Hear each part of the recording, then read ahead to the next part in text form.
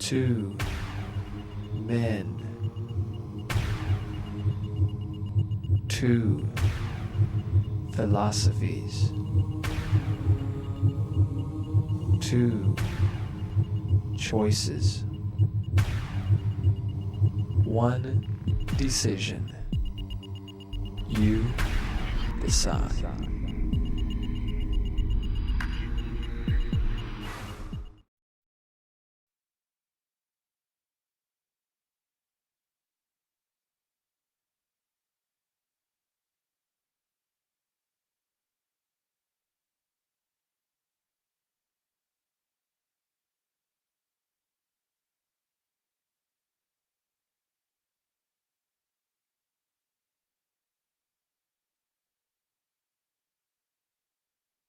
My goal tonight is to teach you something about science in general and evolution in particular. I'm going to assume that you're intelligent, but to some degree uninformed about these fields. There are some common misconceptions about the theory of evolution, but basically it just says that all living organisms on Earth today are descended from a few species that lived many millions of years ago. One big misconception about evolution is that it's somehow anti-God. But in fact, nothing in evolution argues against the existence of God. I believe the process of evolution is part of God's creation. Another big misconception is that evolution is, quote, just a theory, unquote. But in fact, there's extensive evidence for it, and that's what I'm going to tell you tonight. When we want to understand or explain something, we use the scientific method, which is really just careful application of common sense. First, we form a hypothesis, and then we test it. We do this by deriving deductions or predictions that follow logically from the hypothesis, and then testing those predictions by observations and experiments. A good hypothesis has to be, in principle, falsifiable. That means there must be tough tests which, if the hypothesis were really wrong, would disprove it. Then, if the hypothesis passes all those tough tests, we conclude that it must be true. So let's take a look at the hypothesis of Dr. Hovind concerning the history of life on Earth, creationism. This says that the Earth and all living species were created in 1 week, about 4000 BC. Species don't change, and the Earth's features were shaped pretty much by a worldwide flood about 2400 BC. Now, 200 years ago, pretty much everybody accepted this. Even Charles Darwin was a creationist as a young man. But then people began to test it as a scientific hypothesis.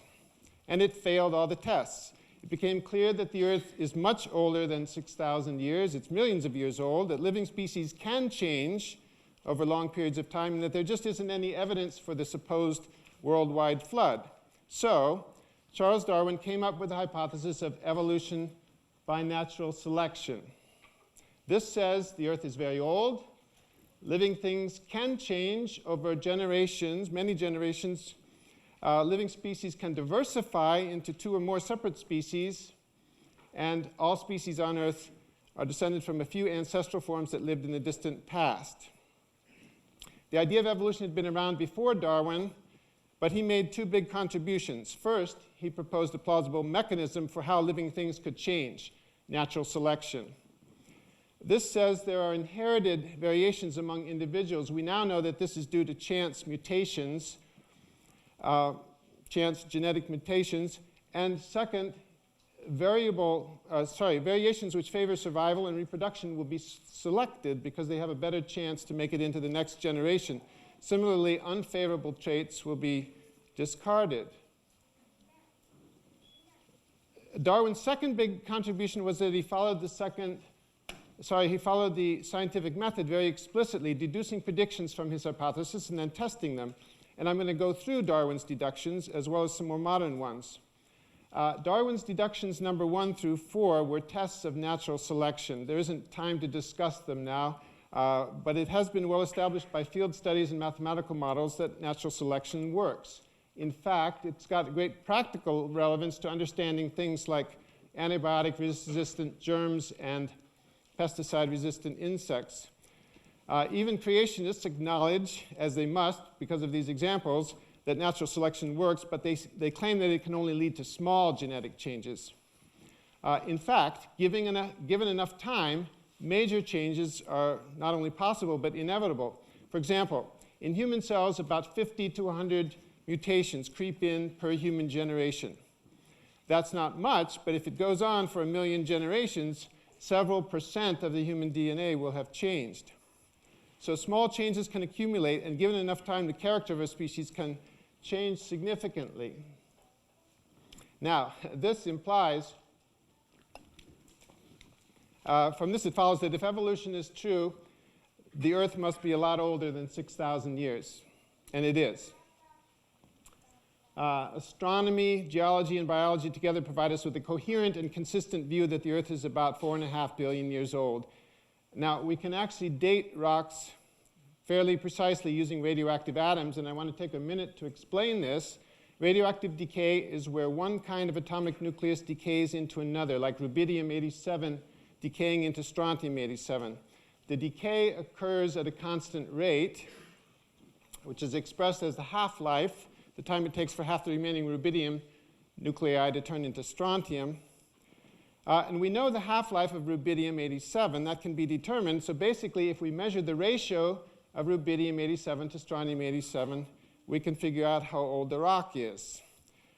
In practice, rubidium-87, strontium-87, and another strontium isotope are measured in many different minerals within the same rock. And the results are plotted. If the rock is just formed, those will form a straight line. But if the rock has been around for a while, and if the composition hasn't changed since it was formed, the points will fall on a straight line called an isochron, and the slope of that line tells the age. Here's an example of a rock from Michigan that was dated this way at 3.5 billion years using 30 different minerals within the same rock. Results can also be checked by using other isotopes. There's quite a few different isotope systems that can be used. The take-home lesson is that radioisotopic dating is really far more sophisticated and reliable than creationists would have you believe. Okay, so far we have a mechanism for gradual genetic change and enough time to account for lots of such changes. But has evolution really occurred? Well, Darwin's deduction number 6 is that if evolution has occurred, then species that lived in the remote past should be different from those that live today. And we can test this because we have fossils. It turns out that the vast majority of fossil species are different than those alive today, and that doesn't just include dinosaurs. Now, we can actually make a more sophisticated deduction. Deduction number 7.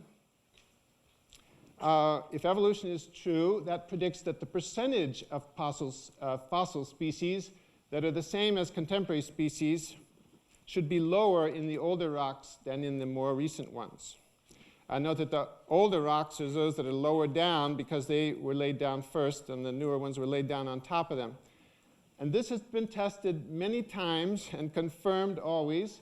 Here is some data from Lyell in 1854, which was before Darwin published his work. In the more recent Pliocene rocks, you can see here, 96% of the fossil species were the same as species that are still alive. And in the older Eocene rocks down here, only 3% were the same. Okay. Deduction number 8. If evolution is true, it must be possible to demonstrate the slow change of one species into another. In Darwin's time, there weren't enough fossils to test this prediction, but now there are. The ancestry of the modern horse shown here is one of the best known examples, but there are lots of others. But we don't even have to rely on fossils to test this prediction. Here's an example. Herring gulls and lesser black-headed gulls in Europe can't interbreed, and that's what defines them as separate species. But the herring gulls of Europe here can interbreed with gulls in North America, and they can interbreed with gulls further west, and so on in a continuous chain around the Earth until you get back to the lesser black-headed gull in Europe. What this demonstrates is the slow change of one species into another geographically. And there are many similar examples. Okay. Deduction number 9. If evolution is true, there must be a mechanism by which one species can diverge into two species. Well, there are such mechanisms. Here's how it works. Remember, a species is a population of individuals who can all interbreed. The first step is that such a population gets separated into two subpopulations by a natural barrier, for example, or maybe by occupying different niches in the environment.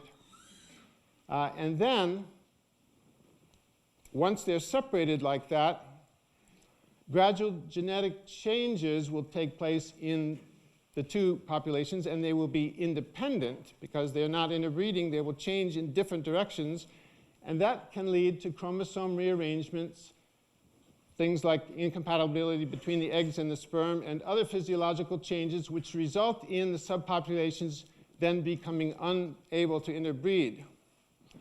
So the result is two separate species. The classic example of this is the finches of the Galapagos, which Darwin studied, which got isolated on the different islands of the Galapagos, and so they diverged into multiple species. Here's another example closer to home. The leopard frogs of Nebraska can interbreed with the leopard frogs of Wisconsin, and the leopard frogs of Wisconsin can interbreed with the leopard frogs of New England. But the leopard frogs of Nebraska can't interbreed with the ones in New England. So if something were to happen to wipe out the ones in Wisconsin and others that might be in between, you would have two separate species. And that's how speciation can occur. Okay, deduction number 10. If all today's species are descended from a common ancestor, as evolution says, there should be connecting forms between the major groups. Well, Darwin was going out on a limb when he made this prediction. There were no transitional fossils known in 1859, but just a few years later, Archaeopteryx was discovered, which has dozens of skeletal characteristics of reptiles, such as a bony tail and teeth, but it also has obvious characteristics of birds, feathers and wishbone and wings, for example. And many other transitional fossils have since been discovered. Now, deduction 11, if there's a unity of life based on common descent, then this should be reflected in the structure of cells. And it is. All cells have similar features. I won't go through them in detail, but then within these similarities, there are patterns of differences which are explained by the theory of evolution, but not by creationism. Deduction number 12, unity of life based on common descent predicts common molecular processes. This too is what we find. DNA, RNA, and proteins are in all organisms, and common mechanisms of metabolism. Control mechanisms. This last part means that we can learn a lot about human cancer by studying yeast. Interestingly, the genetic code is not quite universal. It turns out there are some exceptions to the universal genetic code, and evolution can predict how the pattern of those exceptions occurs, but with creationism, they ought to be all the same, or else no similarities at all. Okay, deduction number 13. It should be possible for proteins to evolve new functions if evolution is true, and it's possible. Genes can be duplicated. This involves transposons, and the mechanism is well known. And interestingly, many of these genes become pseudogenes, which don't do anything. They just sit there because the sequences that promote the gene activity have been lost. Once a gene has been duplicated, then the two genes can evolve in separate ways, and sometimes you get new proteins with new functions. There's a lot of examples of this, but it's even becoming important industrially, as in the reference that's here at the bottom, for developing new enzymes that don't exist in nature. Okay, deduction 14. If members of a group share common ancestry, this should be reflected in their anatomy. And there's a lot of examples of this. It's very familiar. The homologous bones in vertebrate limbs is just one example. Deduction 15. Common ancestry should be reflected in embryonic development. Again, there are tremendous similarities. This is because evolution works by modifying what's already there. So since mammals descended from fish, it's not surprising that an early human embryo has gill slits and a tail, which later disappear. Interestingly, astonishing progress is made just in the last 10 years in understanding the molecular biology of embryological development. So we are now beginning to learn how new organs and body plans can evolve by modification of previously existing genetic programs. This is the cover of one of the many new textbooks in the growing field of evolutionary developmental biology. Okay, evolution predicts a unique and consistent family tree showing the relatedness of different species. This sort of thing used to be done by comparing anatomy, and the idea is that there's always nested patterns when you compare different features. But the best and most reliable and objective family trees of this type come from similarities in proteins and DNA. Suppose we compare three species, a particular gene in species X, Y, and Z. We measure genetic distance between each pair of species by counting the number of differences in the DNA sequences. For example, here, 4 differences between X and Y, 4 between X and Z, and 2 between Y and Z. And based on that, we predict a relatedness that Y and Z are more closely related. I should point out this is usually done with genes with thousands of DNA subunits, and this is shown with only 6 just for illustration. But this would predict a family tree like this. And once you have that family tree, that in turn predicts that the same pattern would be observed in all genes, not just this particular one. This is pretty surprising from the creationist point of view. Compare the shark, the dolphin, and the mouse. If these were created independently, you would expect the shark and the dolphin to be more closely related in at least some genes, but they aren't. In fact, dolphins and mouse are more closely related in all genes because they have more recent common ancestors. Here's another example of a family tree of vertebrates based on a few proteins. And here's one for the entire, all the kingdoms of life based on ribosomal RNA. Okay, another deduction, this is the last one. Sets of chromosomes in related species should differ by a small number of chromosomal rearrangements. And this is always found to be the case. In fact, you can use these kinds of similarities in the same way to create family trees. And there's another example up here on this poster board you can look at later. It doesn't matter whether you use chromosomal rearrangements to make these trees, or DNA, or protein. You always come up with the same family tree, which is exactly what evolution predicts. An important and useful consequence of this evolutionary relatedness is that we can use lower organisms as models to learn about human diseases. There are 280 genetic diseases in man for which the gene has been identified, and it has recently been found that the fruit fly has 2/3 of those genes. Now, Dr. Hovind might say this is because they have a common designer, but a nuclear power plant and a light bulb are both designed by General Electric. Do you think we can learn about 2/3 of the things that go wrong with a nuclear power plant by studying a light bulb? I somehow doubt it. In conclusion, evolution is a good scientific hypothesis because it makes many testable predictions. It suggests experiments and observations that we can do, and most importantly, it's potentially falsifiable or disprovable. This means that it makes such strong predictions that if they were not confirmed, the hypothesis would have to be rejected. And I challenge Dr. Hovind to tell us why creationism deserves consideration as a scientific hypothesis.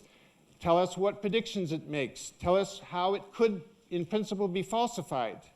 Tell us what observations or experiments could, even in principle, disprove it. But evolution is more than just a hypothesis. Its major predictions have been confirmed, as I've shown you examples. It has withstood people's best attempts to disprove it. It stood up to some really rough tests that could have easily disproven it if it hadn't been true. For example, suppose the world really were only 6,000 years old, like Dr. Hovind says. Then we would have determined the ages of lots of rocks, and none of them would have been more than 6,000 years ago, more than 6,000 years old, and so evolution would have been in the trash. but that's not what happened. Another example, if species were really created independently, then we might have found that dolphins had half their genes similar to sharks and the other half similar to mice. And so evolution would have been disproved, but that didn't happen.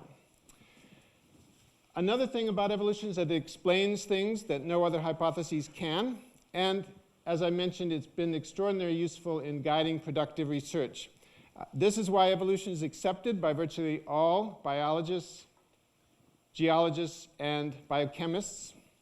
And that's why it deserves to be called a theory. A scientific theory is not just a hypothesis, it's something that's been well established. And indeed, it's not only a reasonable theory, as we are debating, it's one of the most important and the best established theories in modern science. Thank you for your attention.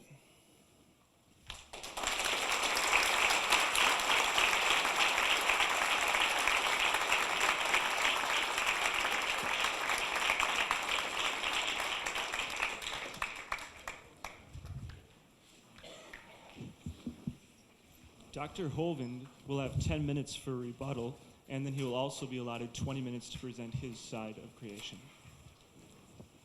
All right. Well, thank you so much for being so patient. I apologize for being late. I didn't miss. The first flight was canceled leaving Pensacola, so they said the quickest we can get you there is 5 o'clock. I said, well, how far a drive is it from there to Oshkosh? They said, 2 hours. I said, let me drive. We will cut that down some. Amen. But it's an honor to be here tonight, and I appreciate you all coming out. What we're supposed to be discussing tonight is basically the question, is evolution a reasonable scientific theory? Well, I think we need to first of all define a few terms here. Evolution has quite a few different meanings. I got these straight out of the dictionary here. An unrolling, an unfolding process. The one we're discussing here tonight is probably more relates to number 4. It has to do with biology. The development of a species, organism, etc., from its original to its present state. Now, this definition of evolution is a little bit deceitful. What happens, as I'll show you in a minute, a lot of other things are smuggled in along with this definition.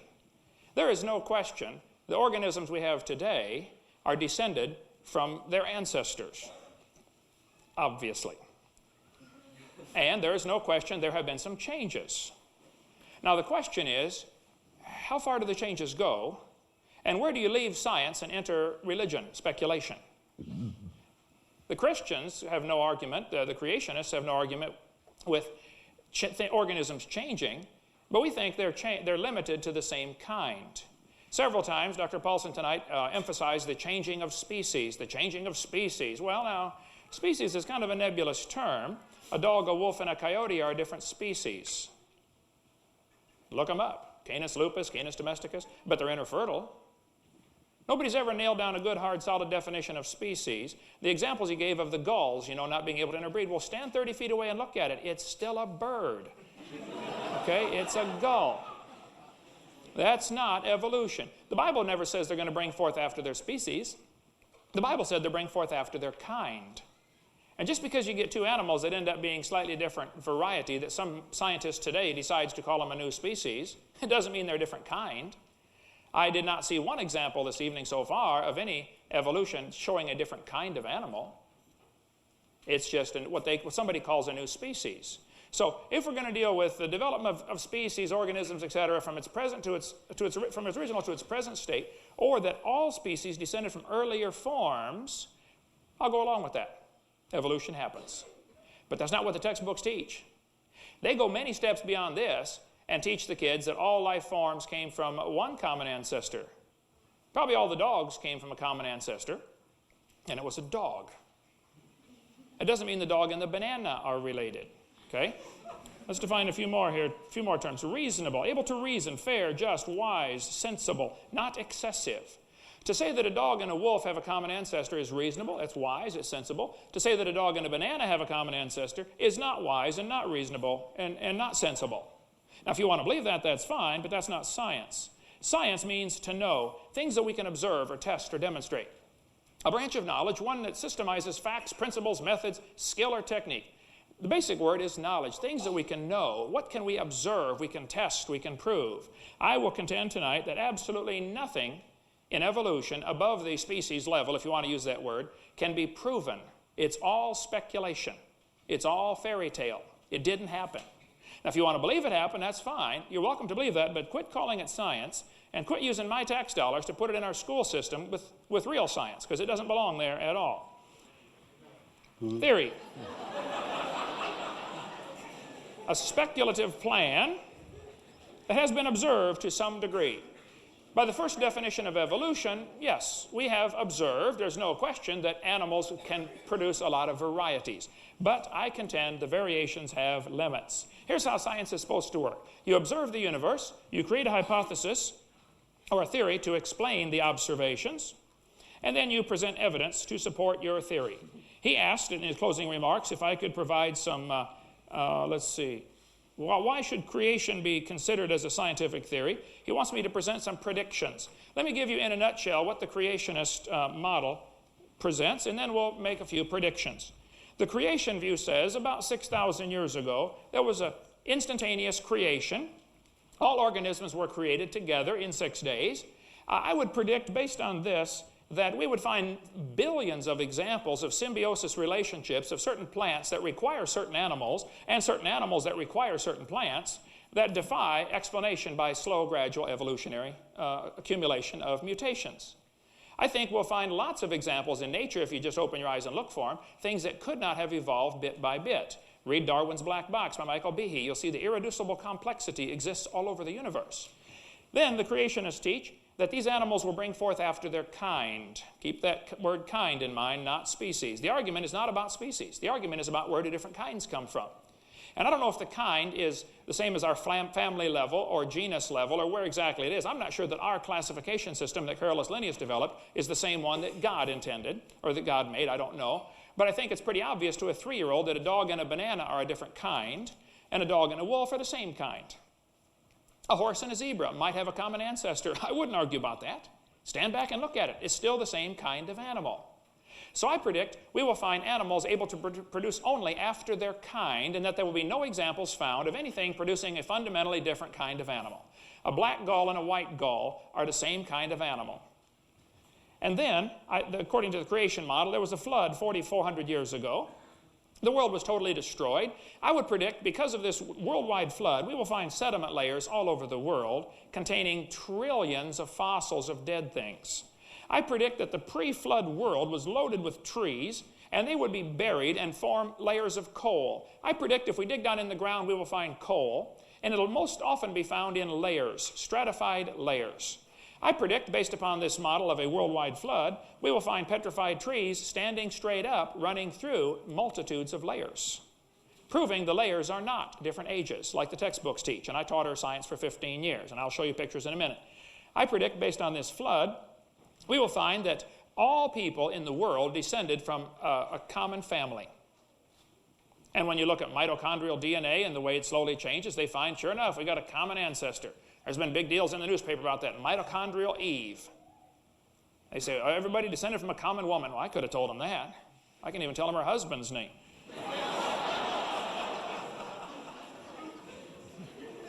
And a couple of the kids. So with science, you're supposed to observe the universe, create a hypothesis, and present the evidence to support your theory. There's my theory. I predict we will find billions of dead things buried in sediment layers laid down by a massive worldwide flood. I predict we will find erosion marks that cannot be explained by the current rivers that are flowing through, like, for instance, Grand Canyon. The top of Grand Canyon is nearly a mile higher than where the river enters the canyon. That river didn't make that canyon unless you believe rivers flow uphill. The top of the Kaibab uplift is 6,900 feet at its lowest and 8,500 feet at its highest. It ranges between 7,000 and 8,000 feet above sea level. The river at the base of Grand Canyon is 1,800 feet above sea level, but the river enters the canyon at 2,800 feet above sea level. Check it out. Rivers don't flow uphill. The strata are not bended like they were slowly uplifted. It's all horizontal bedding. That Grand Canyon was formed by the flood as the flood waters ran off. Grand Canyon is a breached dam across the Kaibab uplift. There's no possible way that river made that canyon. Go to north side of Mount St. Helens, where I was a few months ago, and you'll see the little bitty Toutle River, about 15 feet wide, flows through this massive canyon that's 1,000 feet wide. The canyon was made in 15 minutes. After Mount St. Helens erupted and blew all the mud down into the valley, dammed up the little creek, 5 days later, the river backed up far enough it got over the top of the dam, washed out a miniature Grand Canyon in 15 minutes. And at the bottom is a little bitty creek called the Toutle River. And I guarantee some brilliant professor someday is going to bring his kids down there and say, kids, you see this little bitty river? It made this big canyon, took millions of years. No, teacher, this took a few minutes of a massive worldwide flood. The evolution view says we all came from a rock as the earth cooled down 4.6 billion years ago and hardened into a rocky crust. And all life forms come from a common ancestor. I think that has been proven wrong numerous times. We see no evidence of that whatsoever. The Bible warned us about science that is falsely so-called. I'm convinced this evolution theory is a great exaggeration from the facts. The facts are we see animals produce variations. Darwin noticed a lot of varieties of finches, 14, varieties of pigeons. But then he extrapolated that way beyond the facts, and it became a religious worldview that destroys Christians' faith in the Bible. And it keeps non-Christians from even examining the claims of Christianity. And I think this evolution theory is not only dumb, it's dangerous. Most kids that go from Christian homes to secular schools will lose their faith by the end of their first year of college. 10 minutes for rebuttal is okay. up, so you can be able to start with the presenting your case, unless it's just a continuation. But our people will begin now to start picking up questions. But I want to remind you that Professor Paulson will be finishing with his rebuttal, and we'll make a couple of go-throughs for picking up the questions. So be sure that if you still want to wait until after Professor Paulson is done speaking, we will be picking up those questions again and going through those to be fair. I just want to remind, again, save the applause for afterwards. And I also wanted to mention that we're using this debate as a fundraising function for our student organization. And we ask that if anyone here or everyone here that enjoyed tonight's program would like to see such things as this brought to campus more often, we're doing this, we're trying to do this as best we can in a very unbiased way to moderate. We will be having tables outside where we can take your kind contributions. And thank you. And Mr. Hovind, then, you have 20 minutes for your presentation then. All right, thank you, sir. Let me give you a little history of what happened to make this evolution theory become so popular in the last few centuries. Charles Darwin, fresh out of Bible college at age 22 in 1831, set sail on the HMS Beagle. As Darwin sailed around the world, he came to the Galapagos Islands, where he counted 14 different varieties of finches based on their beak shape. Charlie counted the finches, killed all of them he could find. He hated birds because he loved worms. He was kind of a strange fella. But Charlie shot lots of birds and collected them and put them into piles and said there were 14 different varieties of finches. He concluded that all the finches had a common ancestor. Well, I bet you're right, Charlie. It was a bird. And then Charlie said in his book on page 170, it is a truly wonderful fact that all animals and all plants throughout all time and space should be related to each other. Well, now hold on just a minute, Charlie. You see 14 kinds of birds and you conclude the birds and the bananas are related? That's quite a stretch, don't you think? He's going way beyond the observed evidence. He left his science and went into his religion. And textbooks are really good at that, about mixing science and religion all the time. They say we can't have religion in schools. Well, we've got religion in schools as long as we have evolution in there. See, Charlie observed microevolution. Dogs produce a variety of dogs. Roses produce a variety of roses. This is a fact, folks. It happens. It's observable. And some people might call these different kinds of roses a new species, and they get all excited. Wow, we have a new species. Or a gull in this example. It's still the same kind of animal. That's not the real issue here behind evolution. The Bible says the animals are going to bring forth after their kind, not species. See, evolution is religious. There are 6 different meanings to the word. We have cosmic evolution. That would be the Big Bang. That's what the textbooks teach. 20 billion years ago, there was a Big Bang. Now, if Mr. Paulson does not believe what I'm about to share for definitions for evolution, if he doesn't think that's really fair to call that part of evolution, then please join me, Mr. Paulson, in getting this kind of garbage out of our textbooks. Because this is included with the evolution theory as far as the kids are concerned. They think that's part of evolution. Then we have chemical evolution. If evolution really happened, and the Big Bang, if the Big Bang produced hydrogen and helium, how did we get the higher elements? There are at least 92 elements naturally occurring, plus the synthetic ones. How do you get those? It's true that some of these higher elements form in stars, but now you've already got a star as a furnace or a factory to produce this. Originally, from your Big Bang, how did you get all these higher chemicals? Or if the stars evolve first, then you can replace 2 and 3, you can switch order. What about stellar and planetary evolution? Nobody has ever observed one star forming. None. We've seen lots of them blow up. Nobody's ever seen one form. And there are several out there. I mean, step outside and take a look. There's enough stars out there that right now everybody on Earth could own 2 trillion of them to themselves. That's the ones they know of. Then you'd have to have organic evolution. That's the origin of life. Nobody's ever seen non-living material come alive. The definition he chose for evolution was interesting because it started with living organisms changing. Well, okay, then if you don't believe this is part of the real evolution, then help me get this out of the textbooks, because the students are taught that non-living material came alive. They are taught spontaneous generation, I assure you. Here's typical textbook. 4.6 billion years ago, the Earth cooled down. As the Earth formed, it was like the moon, and there were hot pools of bubbling lava. And oceans formed as it rained on the rocks for millions of years. Yes, boys and girls, millions of years of torrential rains created great oceans. Now, if this is not really part of the argument about evolution, then help me get this junk out of the textbooks. If you really want to make the argument about evolution, variations, 2 species coming from a common kind, well, then I'll join you on that. That happens, okay? But they're sneaking in a lot of other stuff under this umbrella of evolution. This textbook says the first self-replicating systems must have emerged from this organic soup. Swirling in the waters of the oceans is a bubbling broth of complex chemicals. Progress from a complex chemical soup to a living organism is very slow.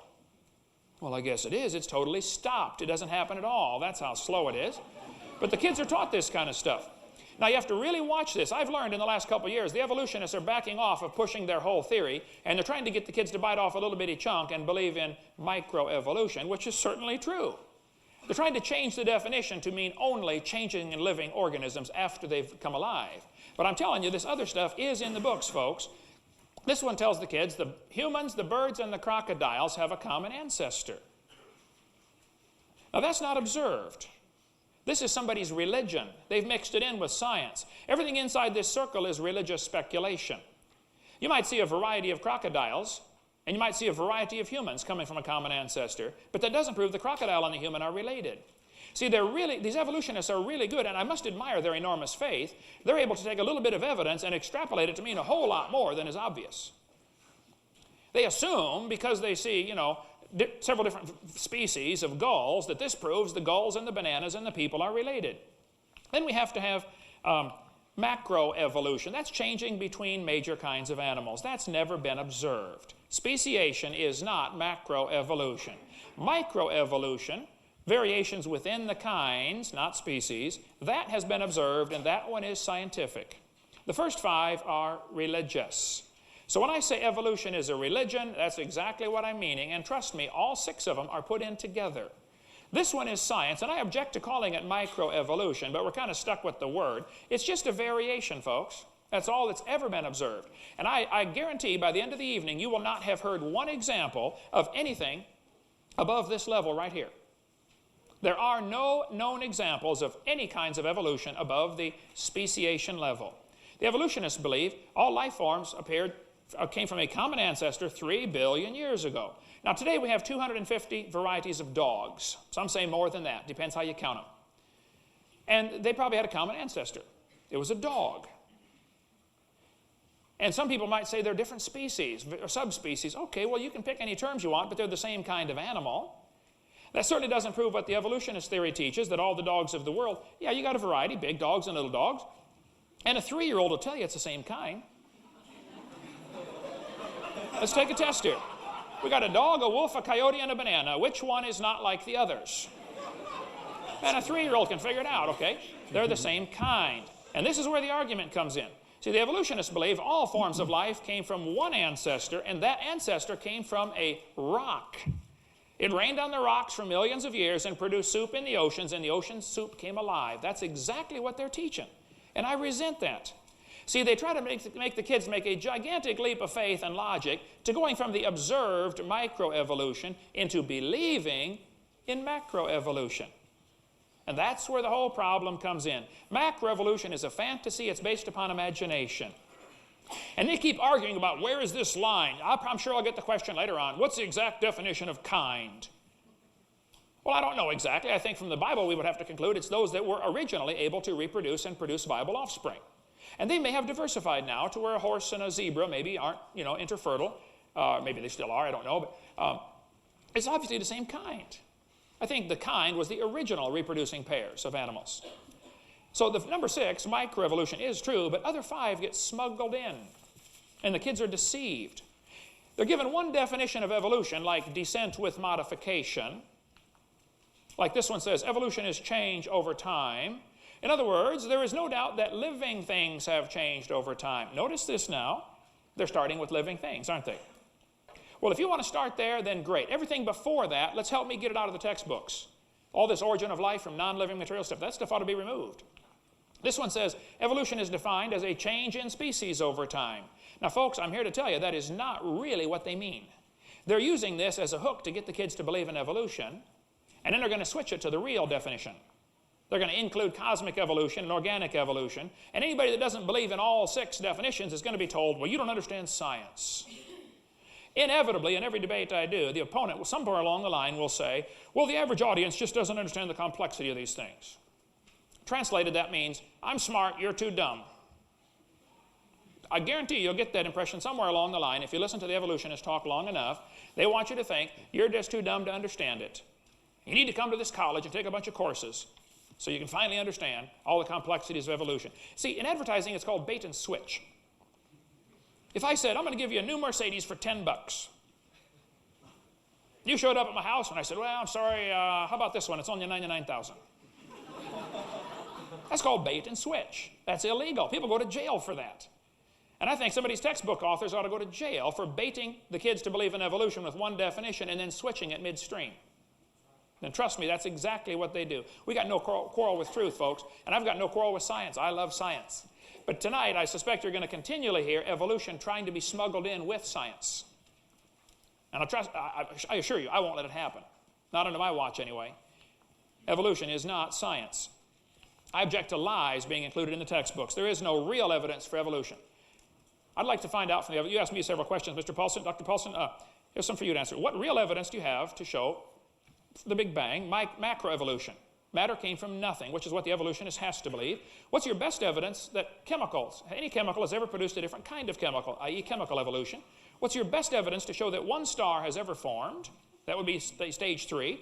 What is your best evidence to show that life came from non-living matter, i.e. organic evolution? What is your best evidence that any animal has ever produced a fundamentally different kind of animal? If the gulls, getting from a white gull to a black gull that can't breed together, if that's your best evidence, well, then I win.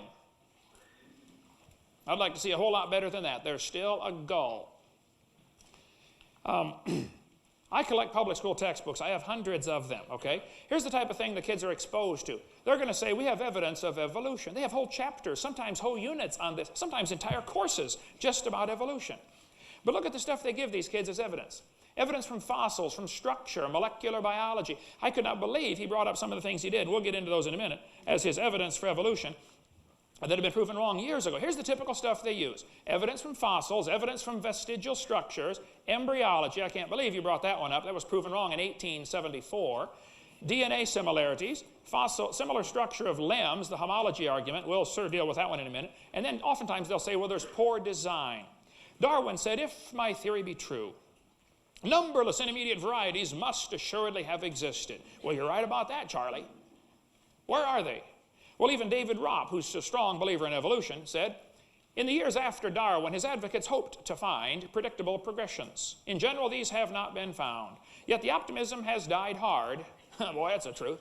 And some pure fantasy has crept into textbooks. Oh, you're kidding. Fantasy in our textbooks? Their evidence they use, they say fossils prove evolution. Now hold on just a minute. Let's put this in a court of law, okay? I'm going to be one of the attorneys, and the opposition stands up and says, Your Honor, we have evidence from evolution because we found a fossil. Like he mentioned Archaeopteryx, which again, I can't believe that one. We'll show about that one in a minute too. Okay, here's my proof for evolution. We have a fossil. I'd like to point out the obvious, Your Honor. If you find a fossil in the dirt, all you know is it died. You don't know that it had any kids, do you? You certainly don't know that it had different kids. And how come the fossils in the dirt can do something the animals today cannot do? Animals today can only produce the same kind. Why do you think the fossil in the dirt could do something that the animals today can't do? Why can it happen long ago and far away, and it can't happen today? I mean, if ape-like ancestors produced humans, let's have them do it again. I'd like to see it this time. Only let's get an observer now. Apes are still having babies, you know. Make another one. Then they're going to say there's evidence from vestigial structures. This one says the appendix is vestigial. The word vestigial means you don't need it anymore. Well, that's just simply baloney. You do need your appendix, okay? The appendix is part of the immune system, and people that have their appendix taken out are much more susceptible to all sorts of diseases. There's all sorts of research on that in the last 10 years. There aren't any vestigial structures. This one says the whale used to walk around. Here's typical stuff the kids are exposed to. Look at the whale's vestigial pelvis. That's what it says in the textbook. The whale's pelvis is evidence of its evolution from land-dwelling animals. Four-legged land-dwelling animals. Well, just hold on a second. Those bones right there in the abdomen of the whale are anchor points that muscles attach to. And without those muscles and those bones, the whales cannot reproduce. That has nothing to do with walking on land. It has to do with getting more baby whales. And the author that wrote that is either ignorant of his whale anatomy and should not be writing about it, or he's a liar trying to push some kind of theory off on these kids. Is that your best evidence for evolution, a vestigial structure? This one says humans have a tailbone that is of no apparent use. Well, my wife broke hers 3.5 months ago, and she's in excruciating pain tonight, 3.5 months later. Trust me, you need your tailbone. I was in a debate in North Alabama with the president of the North Alabama Atheist Association. He got up in front of God and everybody and said, folks, we got proof for evolution. The human tailbone, you no longer need it. I said, Mr. Patterson, I taught biology and anatomy. I happen to know there are 9 little muscles that attach to the tailbone, without which you cannot perform some very valuable functions. I won't tell you what they all are, but trust me, you need those muscles. I said, however, Mr. Patterson, if you believe the tailbone is vestigial, I will pay to have yours removed. Bend over. Won't take you but a minute to figure out that's not vestigial. There aren't any vestigial structures. And if there were, that's the opposite of evolution. That's losing something, not gaining something. Then the evidence from DNA similarities. Similar DNA proves the same designer wrote the code, folks. If God didn't make everything out of the same amino acids, we could only eat each other. God made it so the brown cow can eat the green grass and give the white milk and churn it and get the yellow butter, and I eat it and get the blonde hair because it's all made from the same amino acids. That's why there's similarities, not because they all have a common ancestor. I mean, a freshman law student in a court of law could tear that one apart, folks. That's not proof for evolution. And listen carefully tonight, because there is no evidence for any changes above the species level. Now, if you want to believe there is, you're welcome to believe that, but that's not science. That's your religion. And I think if you're going to keep my religion out of the school, we ought to keep your religion out of the school also. Evolution has no business being in the schools.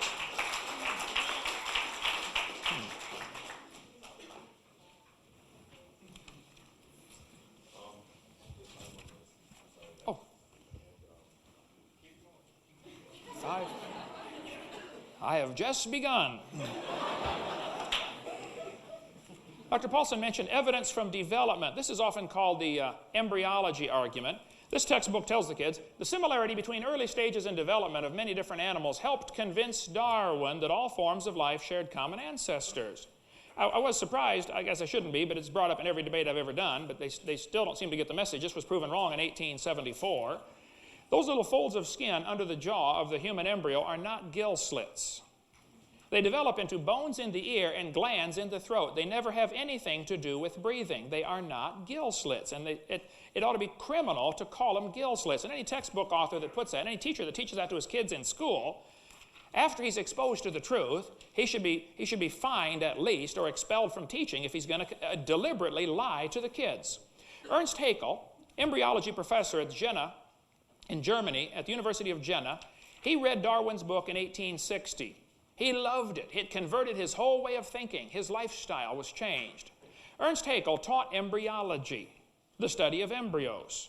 Ernst Haeckel made this drawing right here, similar to the one Dr.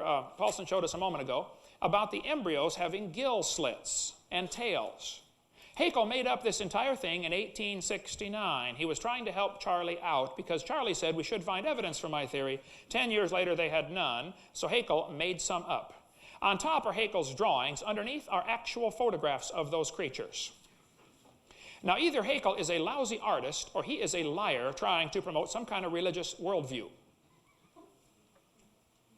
Having studied it quite a bit, I'm convinced he was just a liar, that's all. He was actually convicted of fraud by his own university. In 1874, they had a trial, and Haeckel was convicted of fraud. I mean, convicted their own professor. But Haeckel's drawings still appear in textbooks today. They appear tonight on the screen. I can't believe this. This concept of embryology, proven wrong a long time ago. Then they're going to say natural selection causes evolution. The fruit fly is often brought up as an example. They nuke these flies and microwave them and x-ray them and get them to have all sorts of mutated babies.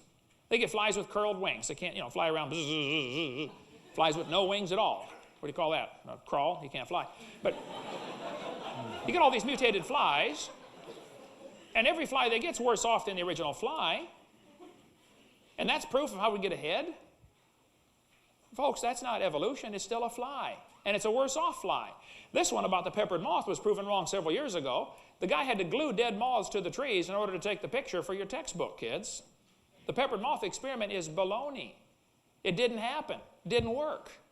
But it's still in the textbooks. Then the evidence from structure, called the homology argument. He mentioned this as one of his evidences for evolution, his lines of reasoning. Similar four-limb structures in the human, the cat, the whale, the horse, etc. It's true, there's a similar design in the forelimb. I don't argue with that. I agree. I taught biology for years. But similar structure proves a common designer. Doesn't prove a common ancestor. And if you were in a court of law and you brought this up as evidence for evolution, I'm telling you, a freshman law student would poke the holes in this one. Say, excuse me, Your Honor, this doesn't prove we had a common ancestor. Couldn't it prove the same guy designed everything? I could point out that the lug nuts on a Chevy will screw onto a Pontiac. It doesn't prove they both evolved from a Honda 21 million years ago. The same guys are designing them, folks. And I could probably point out that if you looked at the code of Microsoft Windows as opposed to Microsoft PowerPoint, you'd find billions of similarities. Probably spell check is exactly the same in both programs. Because they're coming from the same designers, that's why. That's time. I got more.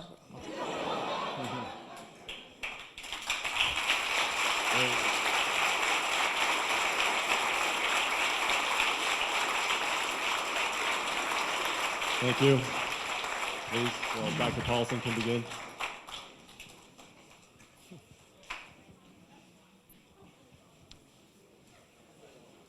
So I have 10 minutes.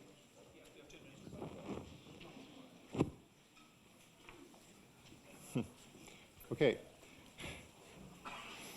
Well, you can probably tell that Dr. Hovind's given his presentation hundreds of times, thousands of times. Is this still on? And this is the first time I've spoken publicly about evolution. But, so he's got some good jokes. But unfortunately in science, truth is not determined by who can tell the best jokes. So we have to look at evidence. Mr. Hovind, Dr. Hovind has, to be quite frank, he's made a lot of false and misleading statements. And I would like to be able to rebut them all, but I don't think I can do it in 10 minutes. I couldn't even write them down as fast as he was saying them. I told you at the beginning that my goal for tonight was to teach you something about science. And I think I can claim to have some experience to do this because I've been doing research for 28 years almost. But probably the most important lesson, which I hope I've impressed upon you, is that science is not just a body of knowledge, it's a method. It's a process, the scientific method. And I told you about forming hypotheses, testing them, and so forth. What I told you on the slides was obviously just an outline of all the deductions and predictions and evidence that has been put forward. Dr. Hovind will cite one small piece of evidence and say, this is all they got. But that one small piece of evidence is just an example. There are libraries full of reports, research reports, that back up all these things. As I showed you, there were some tough tests that evolution has been put to. We can't show that a dinosaur turned into a bird because it took millions of years and we can't wind the clock back. Maybe Dr. Hovind seems to expect that we ought to be able to do that. Nobody says, evolution doesn't say that you can see a dinosaur turn into a bird or a lizard turn into a mammal before your very eyes. It takes a long time and people went around then. So it has to be inferred from other kinds of evidence. And that's why we do this scientific approach. That's the way to learn about things that you can't observe directly. He might just as well question what we know about the stars, about the sun. Nobody's ever been to the sun. How do they know there's helium there? But there are ways to test these things indirectly. You don't have to go to the sun to find out its composition. You can use the methods of physics and chemistry and analyze the light and the other radiation from the sun. Dr. Hovind has ignored or belittled most of the points that I made, but I can assure you that none of his arguments would stand up to scrutiny if we had time to scrutinize them. Let me come back to his arguments a little later, but first, let's look at his hypothesis. Did he make one example of a prediction made by the hypothesis of creationism? Even one prediction that would distinguish it from evolution. He predicted that there would be fossils. So what? Evolution predicts that too.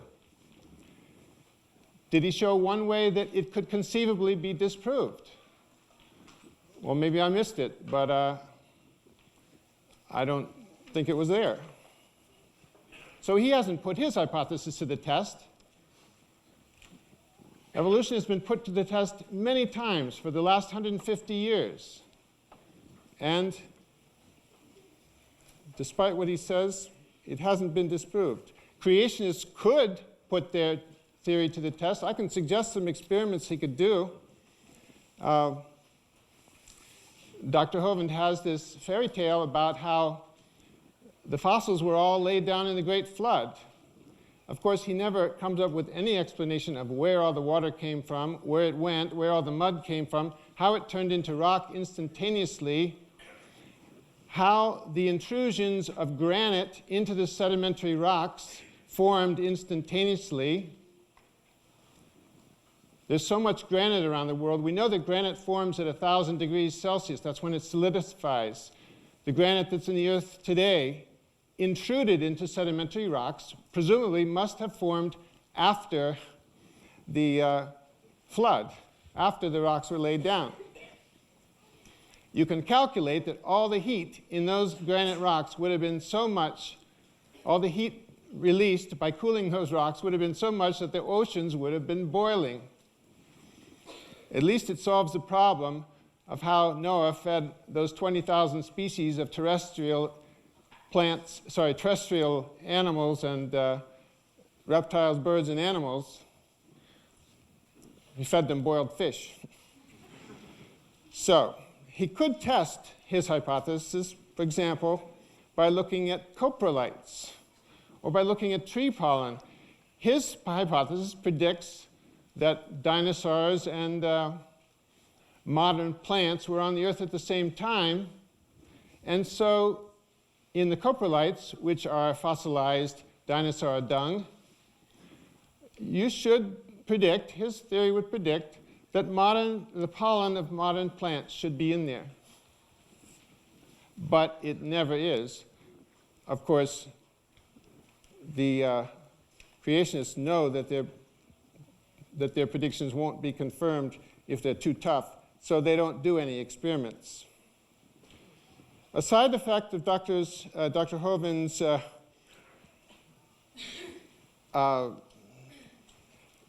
trying to avoid having his hypothesis tested is that he goes through some amazing mental contortions to explain away the data that's staring him right in the face.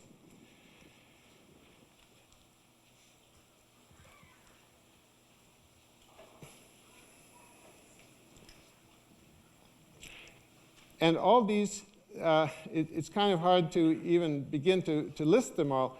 So many of these things that he comes up with. All the fossils being laid down in the flood. There are so many fossils in the rocks of the world. The sedimentary layers are, on average, miles thick. And the number of fossils is so great that if they were all alive at the same time, well, there wouldn't have been any standing room for Noah to build his ark. In fact, the animals would have been piled on top of each other. So those kinds of things just doesn't make sense. He comes up with a good answer to every little thing, but altogether they don't add up to anything. Sorry, I don't know what caused that. Dr. Hovind says that evolution is a faith. Well, it's absolutely clear that creationism is not science. There's no evidence for Dr. Hovind's creationist hypothesis. And if you don't believe me, you can check out the public record of McLean versus the Arkansas Board of Education. Dr. Hovind says in a court of law, scientific evidence wouldn't stand up, which happens to be false. In that trial, the top creation scientists in the world were brought in and asked under oath, under cross-examination, what's the evidence for your theory? And they said, well, of course, they had to tell the truth. They were under oath, so they said there isn't any. So, I just want to mention two other things. The big problem that it all comes down to is that Dr. Hovind has made up his mind that his interpretation of the Bible has got to be literally and absolutely true. He puts his own interpretation of the Bible ahead of the truth. He puts his own ideas on a pedestal and worships them instead of God.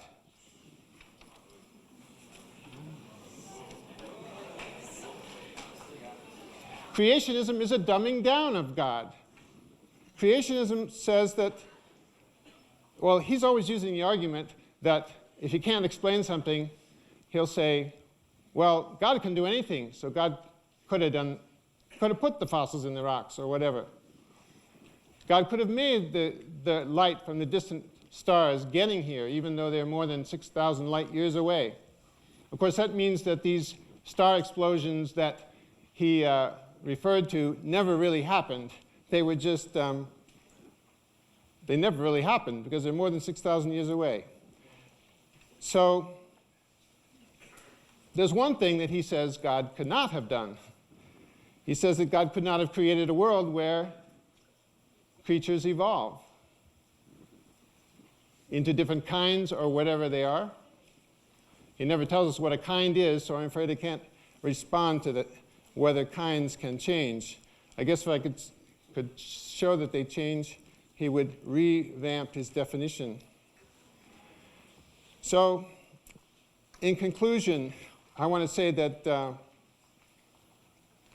we need evolution in our schools because it forms the basis for modern science and medicine. There is so much research going on model organisms like yeast that should have no applicability to humans if there's no relationship between the two. But it is. Valuable advances have come from that. Applying evolutionary theory to the study of influenza virus has led to predictive ability to show how flu is going to change so we can make better vaccines. Those are just examples. But in conclusion, if we don't teach our students about evolution, there's no way that they can understand modern biology or medicine. Thank you.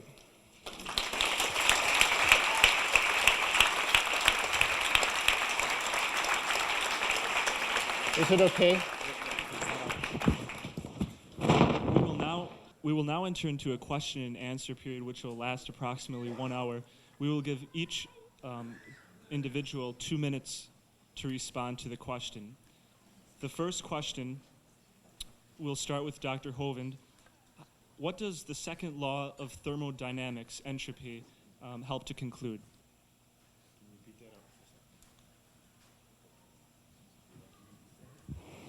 The question is, what does the second law of thermodynamics, entropy, help to conclude? There are 3 laws of thermodynamics. The first one basically boiled down says something to the effect that matter/energy cannot be created or destroyed. It can only be changed. The second law is a corollary of that, which says that in any exchange, things become less ordered. There's something lost in every exchange. When you burn gasoline, there's an awful lot of it wasted as heat. About 30% goes to turn your wheels, and the rest is lost as heat, irretrievably lost. Since every known exchange leads toward more disorder, the obvious conclusion is that the universe is winding down, and therefore there must have been a beginning. Typically, the evolutionist response will be that this only takes place in a closed system. Well, I'd like to point out the universe is a closed system, unless you want to speculate some outside energy source outside the universe. They'll say, well, the sun supplies energy to the earth. Well, yes, I know, and it's 100% destructive unless there's a very complex mechanism to utilize this energy called chlorophyll. Filling your front seat full of gasoline will not make your car run faster. You have to have a complex mechanism to utilize that energy, called a carburetor system and a drivetrain, engine, transmission, etc. So to argue that second law of thermodynamics can be overcome in an open system by adding energy is ridiculous. Adding energy only works if there's a very complex mechanism to utilize the energy. The sun will eventually bake the paint off your car, destroy the roof of your house, break up the concrete in your driveway. It's 100% destructive to everything on earth except chlorophyll.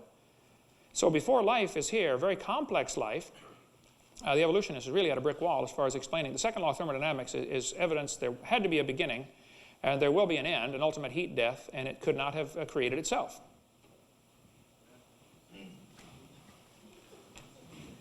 Time up? Do I have a minute? 2 minutes? I didn't quite follow that answer, but the second law of thermodynamics does say that there's a difference, and what it says is different from what the creationists usually say. The second law of thermodynamics does say that in a closed system, disorder increases. And living things are not closed systems, and that's why in living things, disorder can decrease. If Dr. Hovind doesn't know the difference between an open system and a closed system, I suggest he make himself into a closed system right now. Stop eating, drinking, and breathing.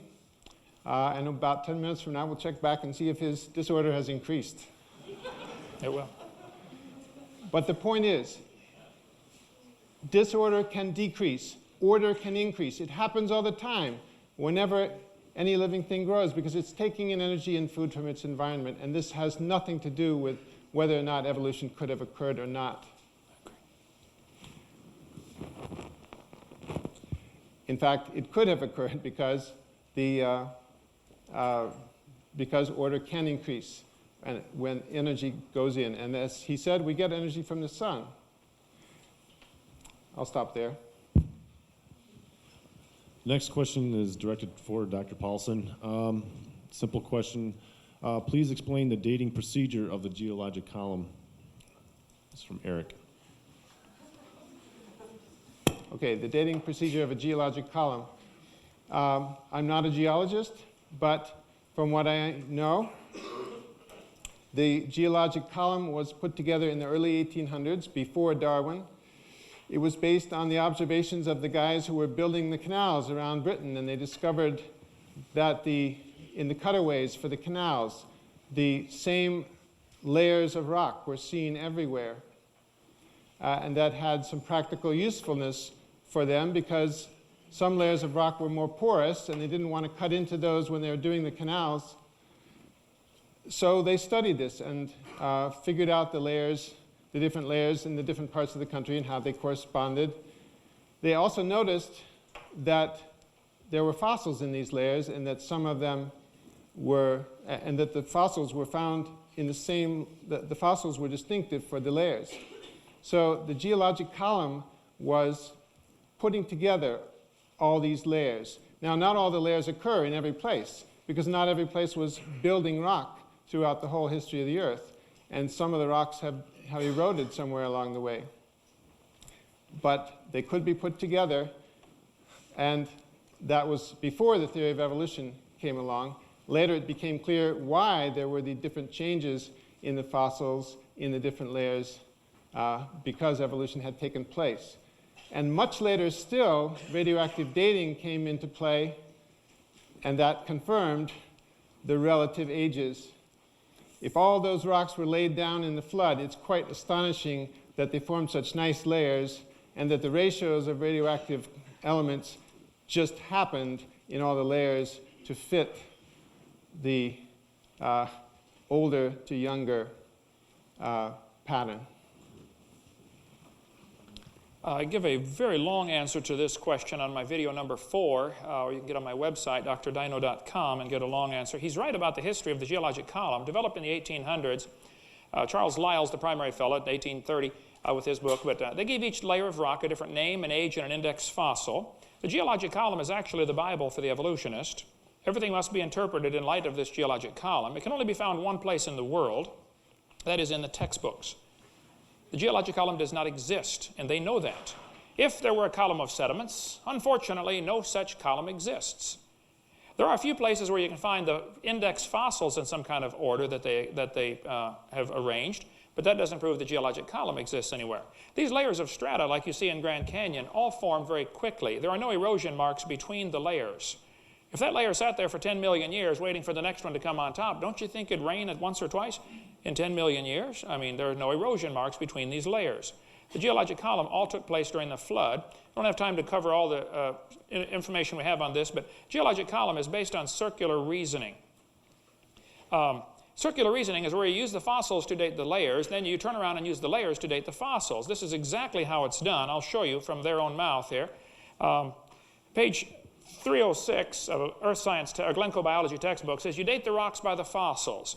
On page 307, it tells the students to date the fossils by the rocks. The intelligent layman has long suspected circular reasoning and the use of rocks to date fossils and fossils to date rocks. The geologist has never bothered to think of a good reply. There is no good reply. They're arguing in a circle. I'll just take a few more here. By the way, radiometric dating is not possible without the geologic column. Evolutionists themselves understand that. Let's see, how about this one? The rocks do date the fossils, but the fossils date the rocks more accurately. It's based on circularity, folks. I'll show you that it's not correct. Petrified trees are frequently found standing up, and I'll show you some pictures of them here, so don't tell exactly what I'm saying here. Lobe-finned fish. We cover all this in great detail in video number, 1 minute? I went past it. Petrified trees standing up, running through multiple layers in the geologic column. I have been to many places where these trees are. Petrified trees standing up, running through multiple layers are proof positive. Those layers are not different ages. Past time? Okay. This next question does go for you, we'll start with you, Dr. Hovind. You seem to be refuting single-step evolution. What do you have to say about cumulative evolution? I would say there is no cumulative evolution. It takes place in the imagination. They would like to believe that it happens if you give it billions of years, but there is no proof that it's happened. If you ask an evolutionist, you know, if we really came about by gradual changes, why do we see no kinds of animals changing today? Would you please give me your best example of a transitional form alive today? Lots of animals are still having babies. I mean, let's see one today, okay? If they say, well, we don't live long enough to see this change, okay, well then let's see one in the fossil record. Archaeopteryx is a lousy example. First place, it's not a missing link, it's a bird. It's a 100% bird, a perching bird with toes, one toe goes backwards to grab the tree branches. I'll prove that if you'd like, if I get a minute. But absolutely 100% modern birds are found in rock layers that they date at 130 to 140 million years old, which is way before dinosaurs went extinct. So he said several times tonight that dinosaurs turned to birds, and I'm telling you folks, even by their geologic column, the birds were already here 130 million years ago. And I've got the evidence for that in a different presentation. It'll take me a minute to find that, but it didn't happen. There is no evidence whatsoever for this macroevolution. It only takes place, you have to imagine that it happened.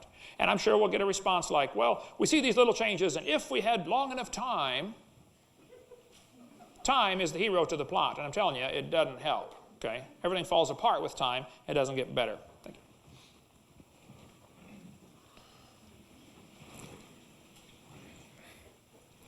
Let me address a couple of the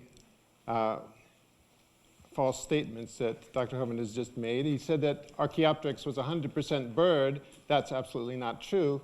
Archaeopteryx has many characteristics of reptiles and not of birds. In fact, most of its skeletal properties are those of reptiles. Claws at the end of the arms or wings, teeth, bony tail. Find me a bird that has those, and then I'll admit that it's 100% bird. But until then, he says that dinosaurs couldn't have evolved into birds because the birds were there before the dinosaurs were gone. Well, so what? There were dinosaurs there 200 million years ago, and some of them evolved into birds 140 million years ago. Other dinosaurs were still there. So what? Let me use the rest of my time to just point out that the so-called circular argument about the geologic column is totally false. The geologic column was not based on fossils originally. It was not based on evolution. He may have managed to find some really bad textbooks to quote, but no geologist would tell you that the geologic column is based on evolution. It was there before evolution was even thought of.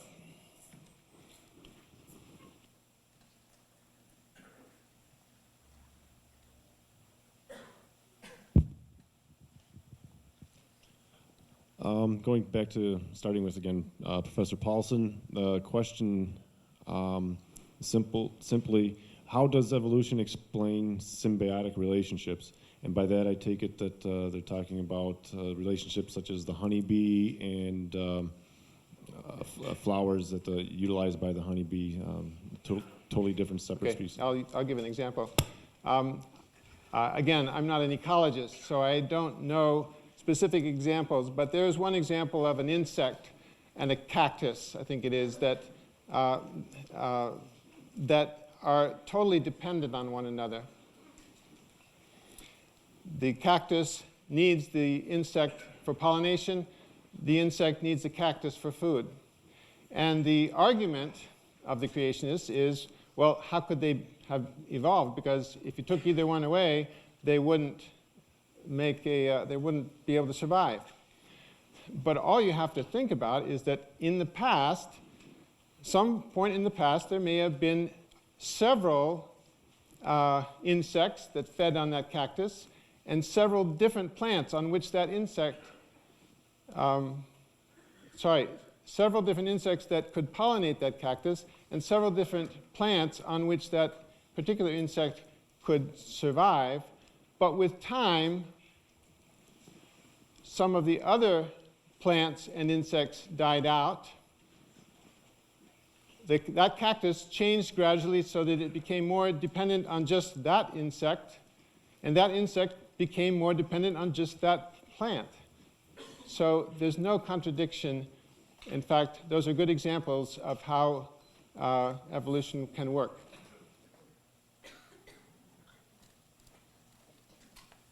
Okay, I think this illustrates clearly what I said earlier.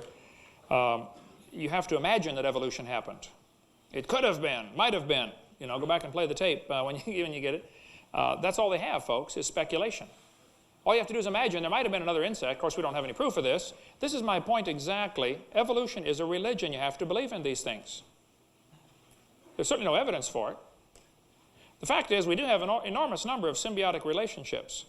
Termites cannot digest cellulose. They can only chew it up and swallow it.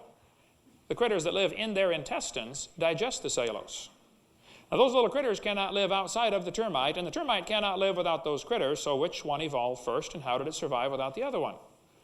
You'd have to go through all sorts of imagination of how, well, it might have done a different purpose, might have something else. Okay, you can imagine all you want, but this is my point. You're outside of science at that point. And just because a person has really good science in some areas does not mean he doesn't frequently try to sneak his religious worldview in with his science. And that's what's happened. That's what happens in all the universities, and it's tragic, and somebody ought to put a stop to it. I'm working on it as hard as I can. And again, the hero to the plot was time, as if time is going to do it. How much time do I have left? We're leaving an awful lot of stuff hanging here, and I'd love to go back, and I've been accused of being a liar about 10 times tonight. I'd love to go back and get a specific example and stay on just one. But this article says, dinosaurs are alive as birds. USA Today, October 99. Dinosaurs, they found a new missing link. National Geographic, new missing link, proof for evolution. A couple months later, oops, sorry, it's a fraud. This stuff happens all the time, okay? We can go through this a bunch if you like. Textbook says, dinosaurs turn to birds. There we go. Alan Fiducia, one of the world authorities on birds, said at University of North Carolina, Chapel Hill, he said, paleontologists have tried to turn Archaeopteryx into an earthbound feathered dinosaur, which is what you're trying to do tonight, but it's not. It's a bird, a perching bird, and no amount of paleo-babble is going to change that. Archaeopteryx had... Time is up. Watch video number 4 to get the rest of it. This next question again is for you, Dr. Hovind. If you believe that the universe was created 6,000 years ago, how do you explain rocks dating back millions and billions of years? Doesn't carbon dating prove millions of years? I've had this one open 3 times hoping we'd get to this, and now here we are. It's going to take me a minute to get there. I cover this in great detail on my website, or video number 7 about carbon dating. Carbon dating, I wish we had 2 hours to go through how it works. I'm very familiar with it. It doesn't work at all, and I'll show you why. Based on several obvious assumptions, and a freshman law student could take it apart in a courtroom. Living mollusk shells, carbon dated 2,300 years old. Science Magazine, volume 144. Freshly killed seal, carbon dated 1,300 years old. Antarctic Journal, volume 6. Shells from living snails, carbon dated 27,000 years old. One part of a mammoth, carbon dated 29,000 years old. Another part dated 44,000 years old. Geological Survey, professional paper 862. Baby edema, carbon dated. One part was 40,000, another part's 26,000, and the wood next to it is 9,000. The lower leg of a mammoth, carbon dated 15,000 years old. The skin was 21,000 years old. 2 mammoths side by side gave ages of 22,000 and 16,000. Living penguins dated 8,000 years old. They had, in Berkeley, California, the most advanced dating center we have. Tried to date Homo erectus fossils. They thought it would be 250,000. He kept making the same startling find. Swisher said the fossils are 53,000 years at most and 27,000 years old, at least. What I'd like to point out, Your Honor, that's a 96% error. I think this is a little bit less than an exact science. It's time. Okay.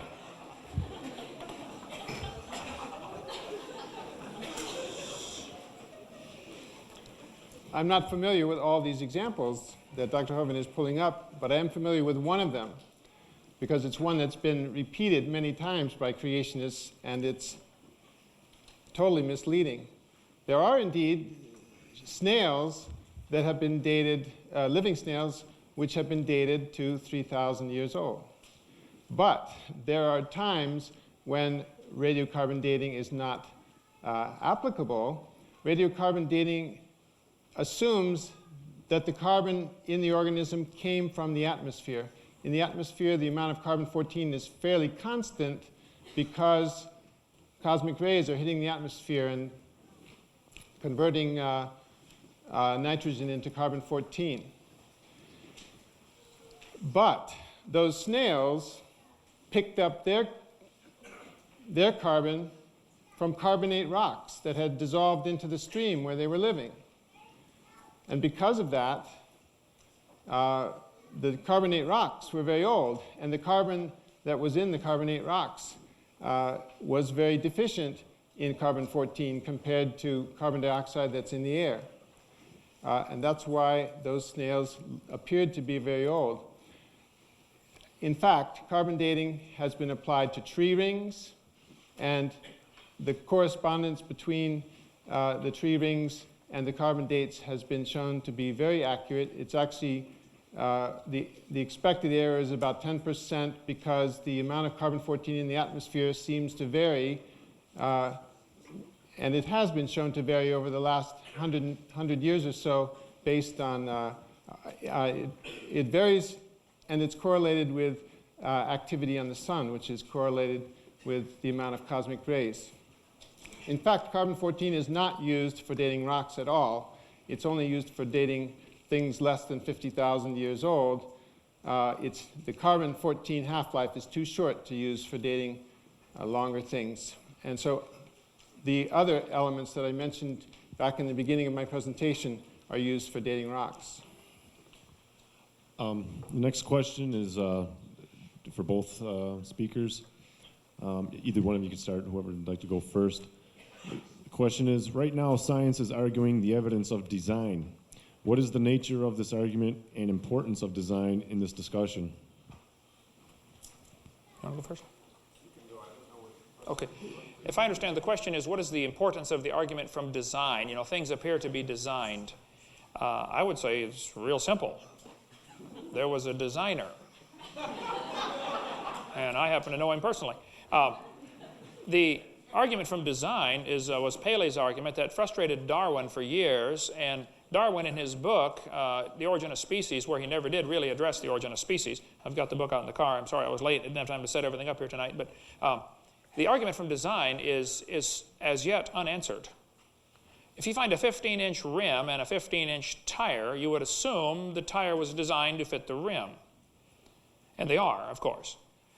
We find billions of examples in the world where things are obviously designed for what they do.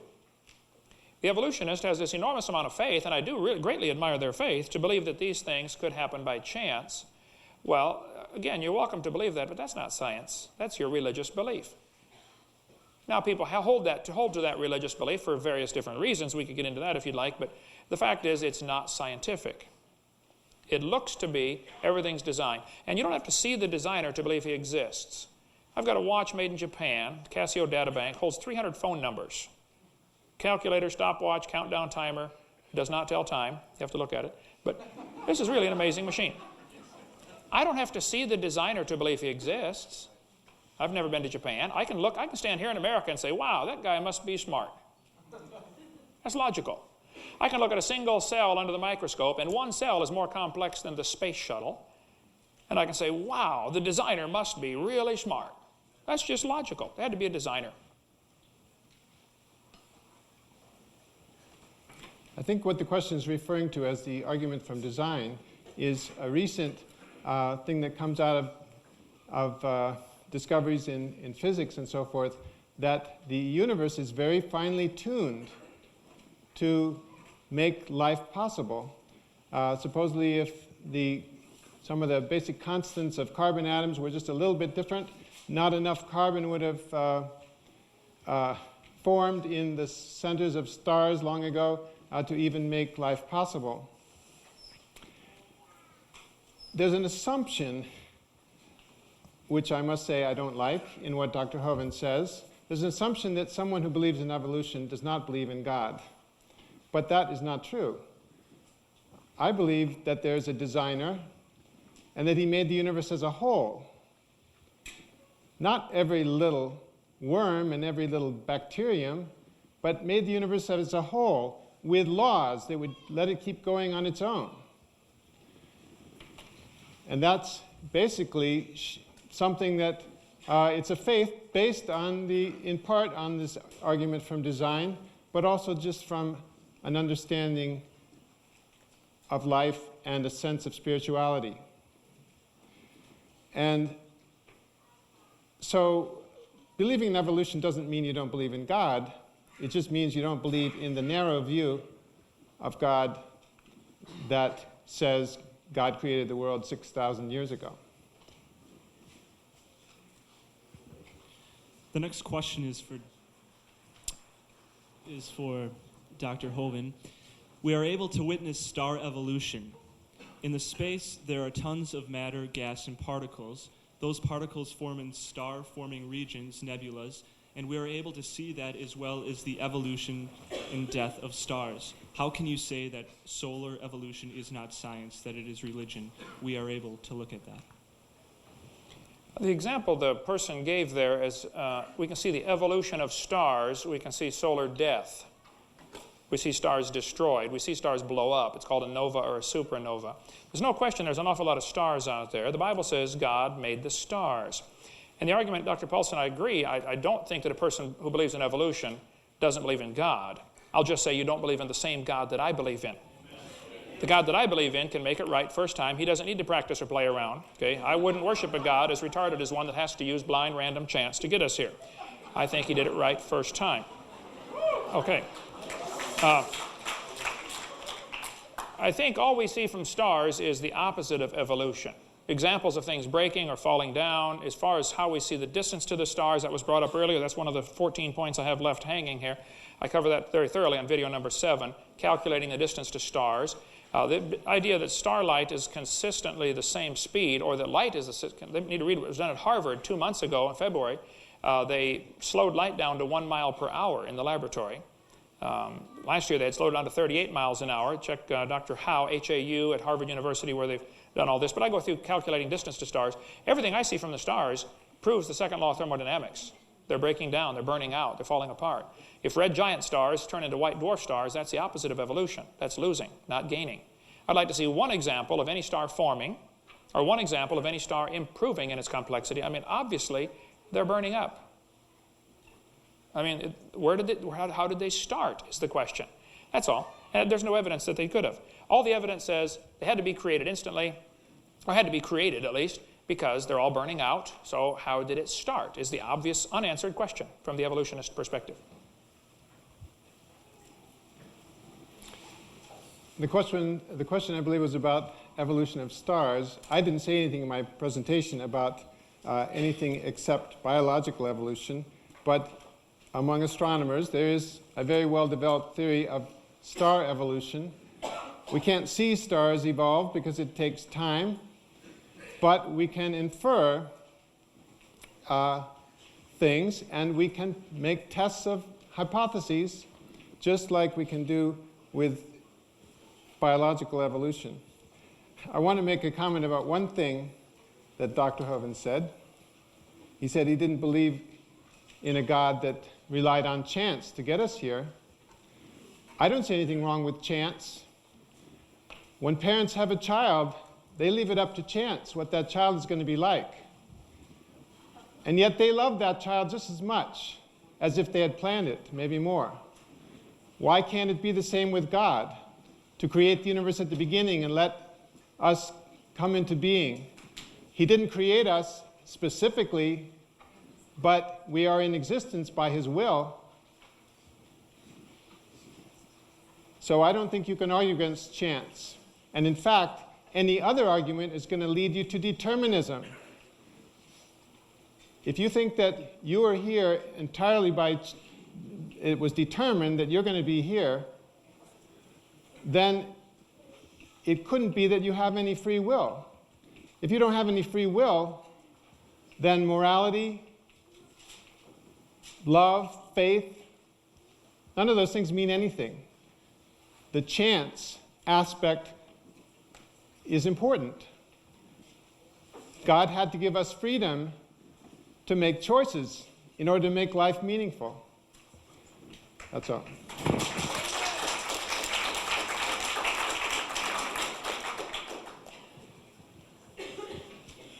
Starting with Dr. Paulson, a question is, are there any examples of non-life evolving into life? Did you say non-life developing into life? Okay. I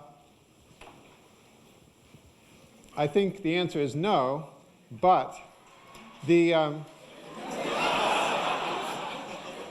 assuming you mean the answer, I'm assuming you mean in the laboratory. But the hypothesis that life originated, I didn't talk about this because I believe it's a separate issue, and it complicates things, because the hypothesis that living things came into existence from non-living matter by natural means is obviously much less well developed than the theory of change of species that I talked about. But still, the hypothesis that living things came into being from non-living matter can be tested. It makes predictions that can be tested, and it's certainly not proven. It's not even well established, but it has made some predictions that were quite surprising, which have turned out to be true and quite useful. For example, that hypothesis predicted the existence of, it would take too long to explain why, but it predicted the existence of molecules that have both the properties of genes and catalysts. In other words, it predicted that RNA molecules would serve as catalysts, and that was subsequently found to be the case. It makes other predictions as well about the existence of self-replicating molecules, and there's been some progress along those lines. So it's not an unreasonable hypothesis by any means. It certainly has not been disproven. I think it has been disproven as far as the origin of life. There have been numerous experiments to try to create life in the laboratory. Students are taught, like this textbook says, many important events occurred during the Archean era, the most important of which was the evolution of life. Progress from complex molecules to even the simplest living organism was a very long process. This one says the first living cells emerged between 4 billion and 3.8 billion years ago. There is no record of the event. The first self-replicating systems must have emerged in this organic soup. What they did in the laboratory, Miller and Urey and many people since then have tried to make life in the laboratory by circulating methane, ammonia, water vapor, and hydrogen through some tubes with a lightning spark in there to simulate lightning in the early atmosphere. This is all fictitious, but this is what they think, okay? This textbook tells the kids he made a mixture that was rich in amino acids. Talk about propaganda. That's propaganda at its best. He didn't make life. He didn't even come close. He excluded oxygen from his experiment because he knew the presence of oxygen would break down any amino acids. It would be oxidized. So they purposely excluded oxygen. The problem with that is, if you don't have oxygen, you don't have ozone, and ozone blocks UV light, and UV light destroys ammonia. And that was one of his gases. So life cannot evolve without oxygen to protect the ammonia. The other problem is, the Earth has always had oxygen. The lowest rocks in the layers prove that. And he filtered out the product in his experiment. That's not realistic for us. What would happen in nature? What he made was 85% tar, 13% carboxylic acid. Both are toxic to life. You make a mixture that's 98% deadly to what you're trying to produce, I don't think you could call that a success. He produced basically 2 of the amino acids. It takes 20. The amino acids bond quickly with tar and acid. They will not bond with each other as fast as they will with the tar and acid. If we had an hour, we'd go through all this. He did not make life in the laboratory. What he made was a problem because they proved that it can't be done. Amino acids will unbond in water much faster than they bond, and the oceans are completely full of water all the way to the top. And Brownian motion is going to drive them away from each other. It's not going to put them together. He did not make life in the laboratory. They've never even come close. All the experiments have shown us that there must have been a designer, an origin of this. This question again for you, Doctor. We'll start with you, Dr. Hovind. You kept talking about kind. What about the the closer similarities of a dolphin and a shark that you see by stepping back 30 feet, when in fact the DNA and protein evidence shows that the dolphin and mouse are more similar? How can you explain this? I would explain the dolphin and mouse similarity. First, if a person says the dolphin and mouse are more similar in their DNA, I would like to ask exactly what are you examining? Because if you look at cytochrome C, you'll find that the human's closest relative is a sunflower. If you look at the eyes, our closest ancestor is an octopus. It depends on who's doing the examining and what you're trying to compare, and also what point you're trying to prove. I think that the mouse and the dolphin are both mammals. They both breathe air above water, so that's a similarity. That's common sense that a designer would do that. As far as the DNA sequencing proving anything, if I had time, give me a warning on the question, I can call up a bunch of pictures on this. Watch video number 4. I think the DNA is so complex. I mean, it's unbelievably complex. One DNA molecule is beyond comprehension in its complexity. Just the DNA found in one cell in your body right now is much greater than all the computer programs ever written in the history of man combined. That's all found in one cell in your body. So to think that this happened by chance is just fairy tale stuff. Now, I don't object to anybody believing in that. You can believe in the tooth fairy, Easter bunny, Santa Claus, evolution. I don't care what you believe in. But don't call it science, and don't make me pay to put it in the schools. That's all I'm saying. They ought to keep that stuff at home or start a private school and teach evolution to those that want to pay and come learn it. That would be fair. How many minutes was that? How many minutes was that? That was about a minute and a half, maybe 2 minutes. Seemed like more.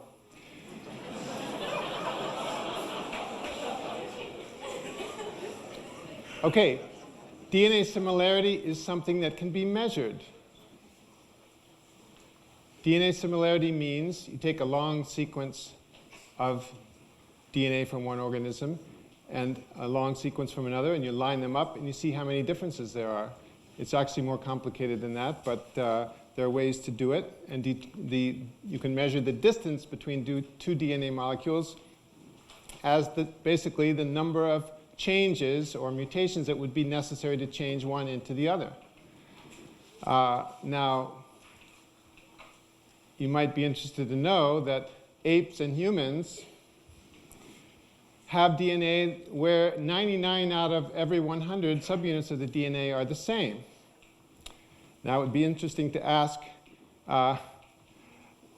Hovind which one was made in the image of the other, because that amount of similarity is pretty suspicious if they were created independently. If two of my students brought term papers in and I looked through them and I found that of 1,000 words, 990 were the same, I would begin to suspect a little bit of plagiarism. But in evolution, it makes sense that more similarly related organisms will have more similar DNA. And that's exactly what we find.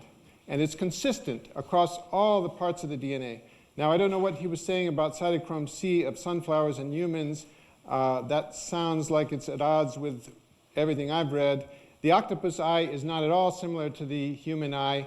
It has the retina and the nerves the opposite way around from what human eyes have. And so the octopus and human eyes are not evidence for a common designer by any means.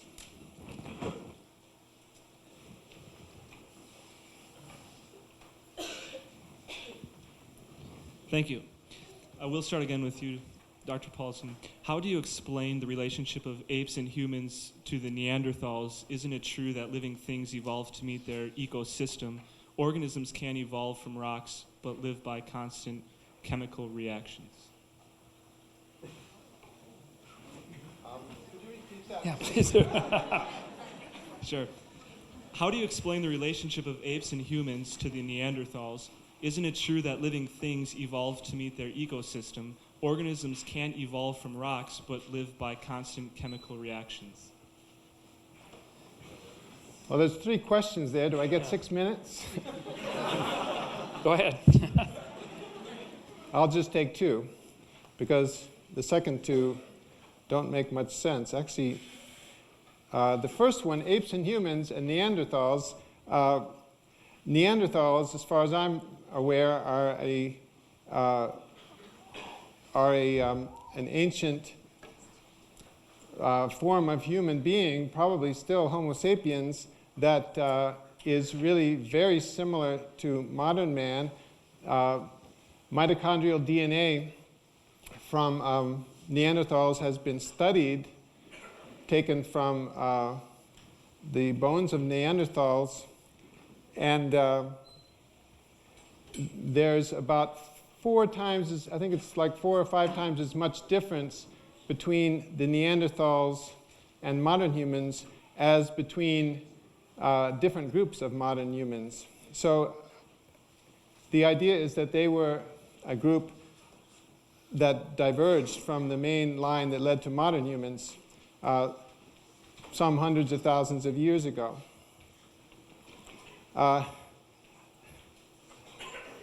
The other thing about evolving from a rock, well, if life evolved from non-living matter, then obviously some inorganic substances became part of organic living cells. But let's see, I don't quite see what that has to do. What was the second part of that?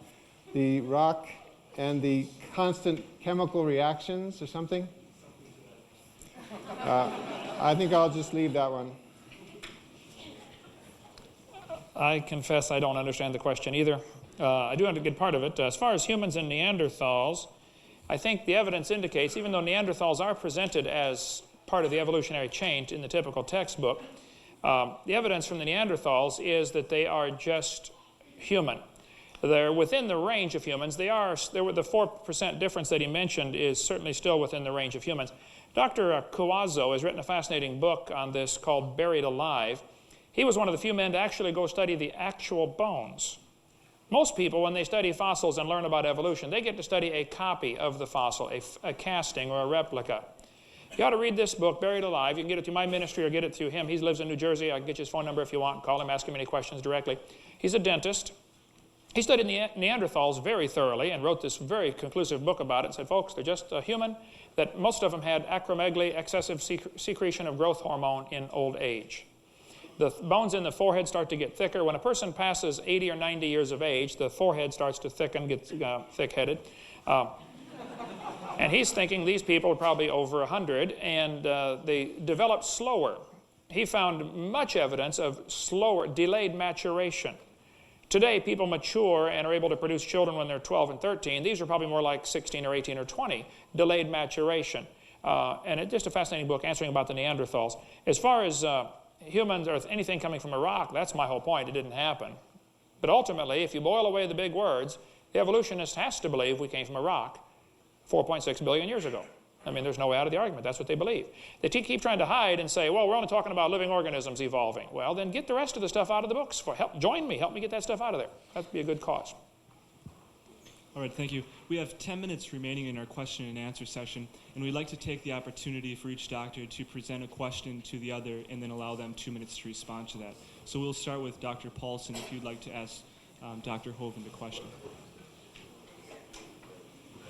Yeah, get him in to get prepared. Or we can start with the other, either or. Do you have a question? Oh, I got lots of questions, right. Sure. We'll start with you. I still would like to know, you mentioned that there's libraries full of evidence for evolution. Would you please simplify it down? What is the best evidence you know of? You said you studied this for 28 years. What is the best evidence you know of any kind of animal producing a different kind? You mentioned about the gull, the white and the black gull. If that is not your best evidence, please tell me what is. Don't just say there's lots of evidence. Just please tell me your best one. Will you tell me first what a kind is? I did. You said I didn't give the definition of kind, and I did. I said animals that originally were able to reproduce living, viable offspring. And they may have diversified now, where for some reason they're no longer able to reproduce. Great Dane and a Chihuahua. Well, technically they can have a few mechanical problems, but the biblical created kinds were those that were capable of reproducing a viable offspring, which was also capable of reproducing. So that would be a good definition of kind, at least the best I come up with on the spur of the moment. This is quite an amazing thing, because these people who call themselves creation scientists have this idea of a kind, and they have no idea what it means. You just can't pin them down. I gave you a good definition for what a species is. It's a group of creatures that can interbreed, a group of animals or plants that can productively interbreed, and that's the definition of a species. That's a well-defined concept. There are some difficulties when you have transitions taking place, like the two gulls. But let me give my best evidence for this idea. Dr. Hovind's been talking about what? Dogs and bananas? Well, let's talk about dogs and peas, because I don't happen to have any knowledge of data on bananas, but I think if you can show it for peas, you can show it for bananas. And by the way, I haven't studied evolution for 28 years. I've studied biochemistry. But one of the things I have studied for almost 28 years is proteins that are in chromosomes called histones. And there's one of those called histone H3. There's 5 of them, 5 main classes altogether, but there's one called histone H3 that is very conserved in evolution. The explanation for this is that it has so many functions, so many parts of the protein. When the protein first originated, probably in the first nucleated cell, when that first happened, it had so many functions that no part of it could change. And so it has stayed the same. There's only one difference between mammals and peas. Now, you could say that's due to the same designer. I say it's due to common ancestry way back in the very first nucleated cell, the eukaryotic cell. How can we test which of those is true? Well, the DNA that encodes that protein can change because the genetic code that goes from a DNA to a protein there's several different DNAs that can encode the same protein.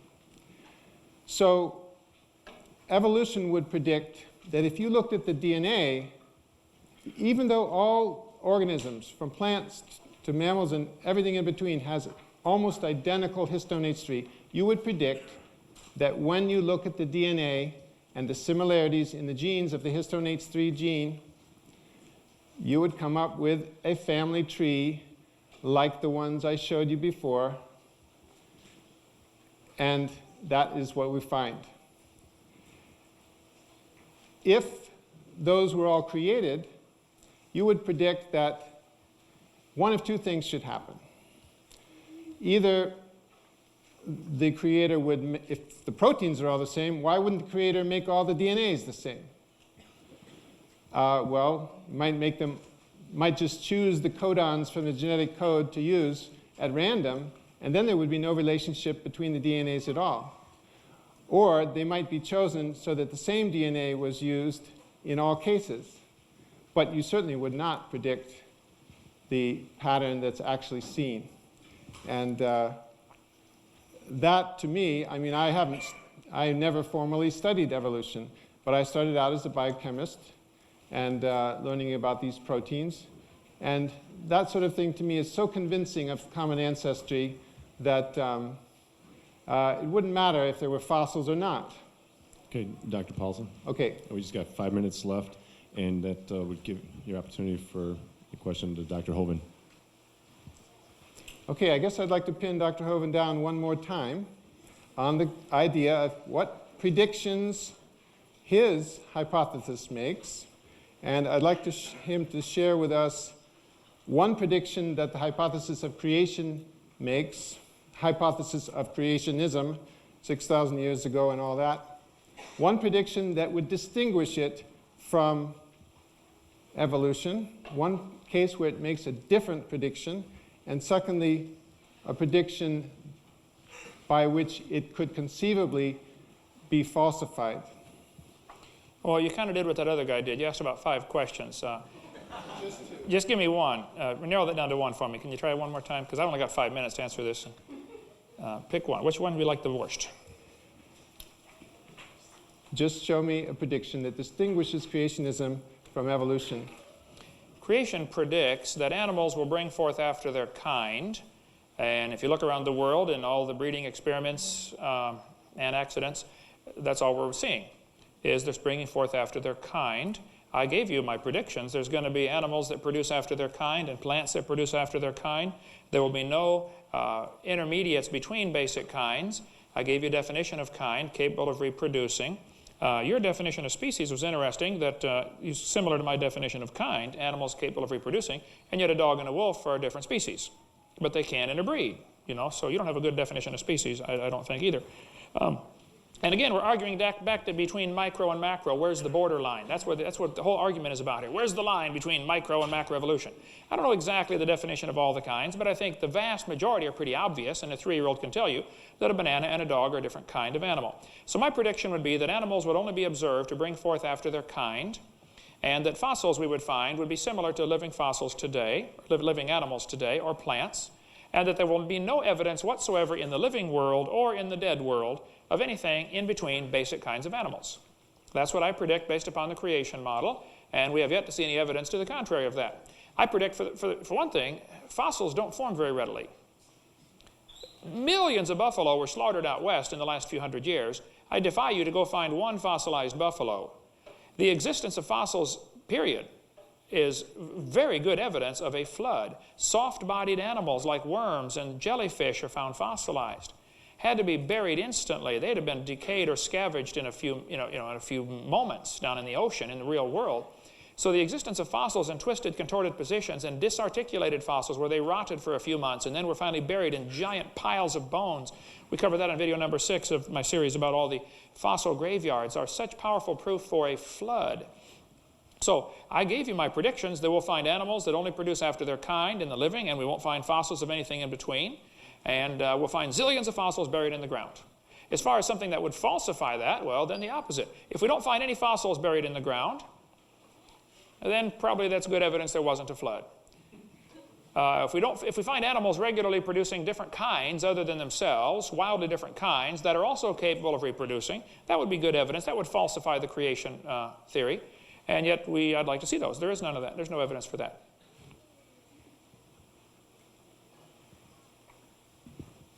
All right, if each of you would like to make a closing statement, a brief closing statement on your behalf, we would take those now. How long will that be? 2 minutes? We won't time you if it's long as you keep it somewhat brief. Well,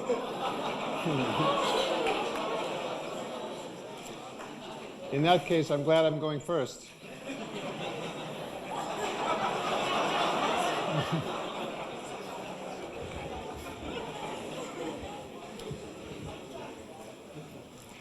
Well, I would just like to reply to the answer, rather, to my question that Dr. Hovind just gave. I understood him to say that his hypothesis of creationism predicts that all the fossils in the ground would be the same as fossils that are alive today. That sounded like what he said. He certainly said something about there not being any transitional fossils between the groups that are alive today. And when he tells you that there aren't, he is quite simply ignoring lots of paleontological work and lots of fossils that have been discovered. They're out there, and the thing that makes evolution science, one of the things that makes evolution science is that when people make claims, other people can check them out.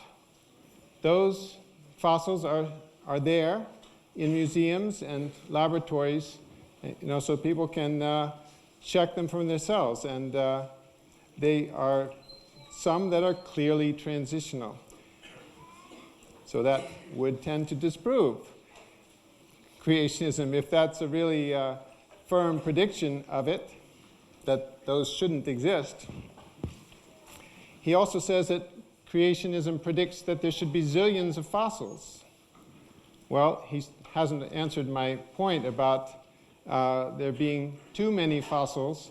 There's one rock formation, I believe it's called the Kalu Formation in Africa, which is by test drillings and so forth, has been estimated to contain 800 billion fossils of animals, average size of a fox.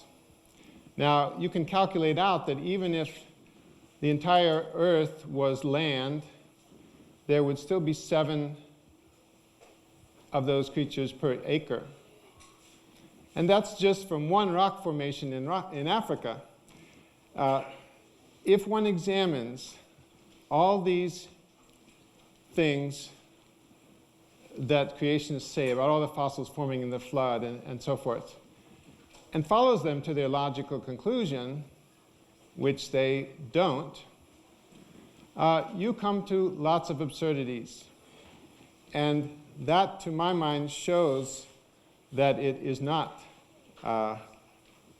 possibly a hypothesis that can be true. Thank you very much.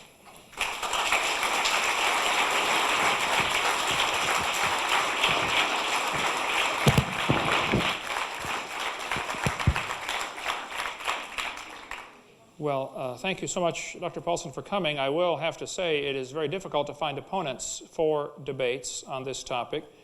The majority of evolutionists seem to want to stand in front of their freshman students where they have the academic and psychological advantage, and they don't want to seem to defend their faith. Last week I was in Menominee, Wisconsin, and they asked 200 professors to come debate. They got 0 takers out of 200 that were invited to the debate. The week before that, I had a debate in Minnesota, and they asked, probably 100. 2 said they would do it if there could be 2 against 1. It is really hard to find opponents for this subject, and yet I think it's a vitally important subject. I think students need to see both sides. The point is, both creation and evolution are religious. You have to take one or the other on faith. The Bible says pretty clearly, the invisible things of Him, talking about the Creator, from the creation of the world are clearly seen, being understood by the things that are made. You can look at what's made and say there must have been a designer. Even His eternal power and Godhead, so they are without excuse. If you're here and you have been taught or believed in the evolution theory and believe there is no God, I'm sorry, God says you are without excuse. See, God does not believe in atheists. The Bible says, for this cause God shall send them strong delusion, that they should believe a lie. Now, if you believe that we came from a rock over 4.6 billion years, you are deluded. You have believed a lie. And somebody needs to help you with that, and I'll be glad to help you. Okay?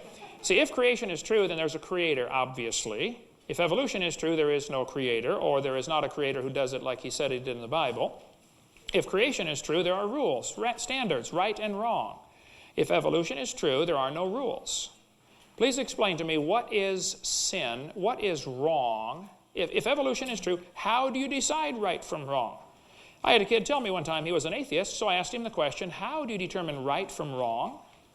He said, well, that's easy. I decide if something's right or wrong because I'm the God of my own universe. And folks, that's what it boils down to right there. Some people don't like the idea of rules. Thou shalt not commit adultery.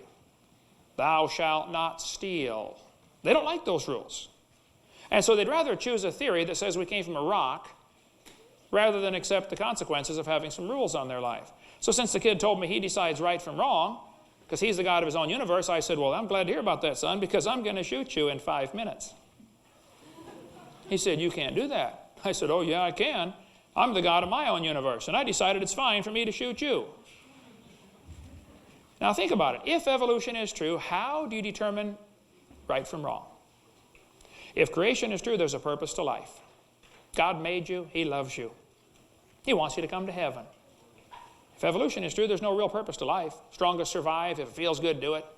If creation is true, man's a fallen creature. He needs a savior. If evolution is true, you don't need a savior. Saved from what? There's no such thing as sin. If creation is true, then man brought death into the world, and death is a horrible thing. But if evolution is true, death is a wonderful thing. That's how we get ahead. Think about it. If evolution is true, one species evolves a little better than the rest. What has to happen to this substandard?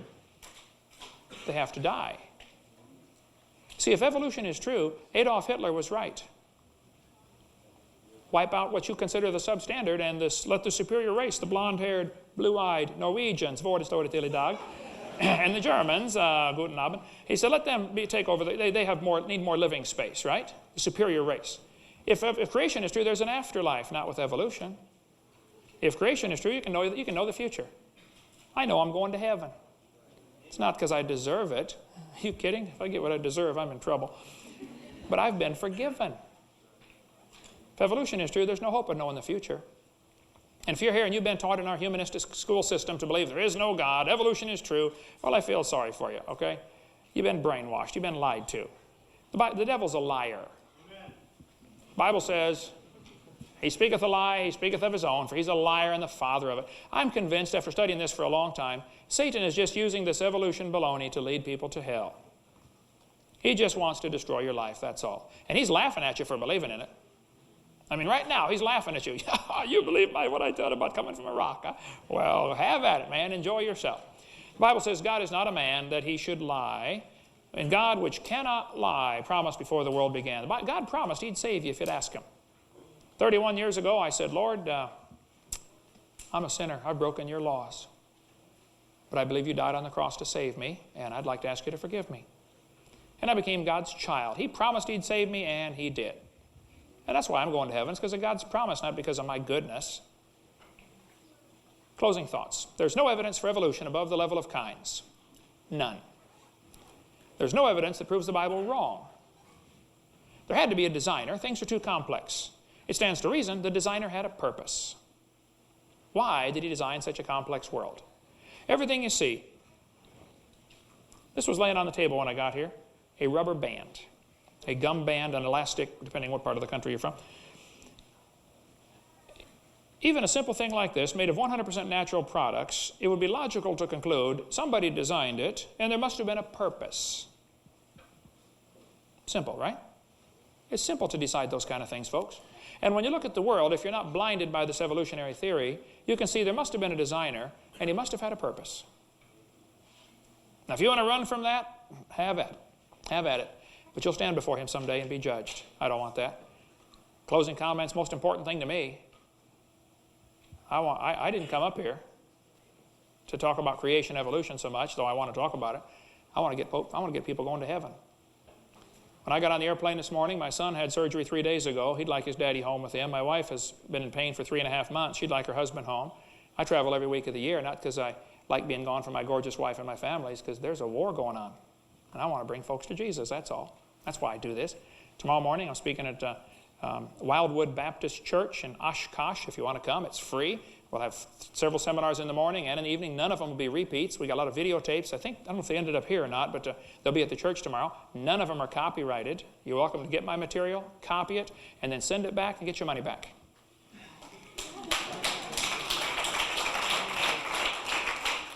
If you're here and you already believe the Bible and you already believe in creation, then what on earth are you doing, for heaven's sake? Find something to do. There are thousands of kids in this town being taught evolution. Thousands of them in this university. This is a mission field right here. Some of you Christians ought to say, man, let's get some of these kids converted back to common sense, that believe in God made them instead of they came from a rock. Thank you so much for coming, and we'll do this again anytime.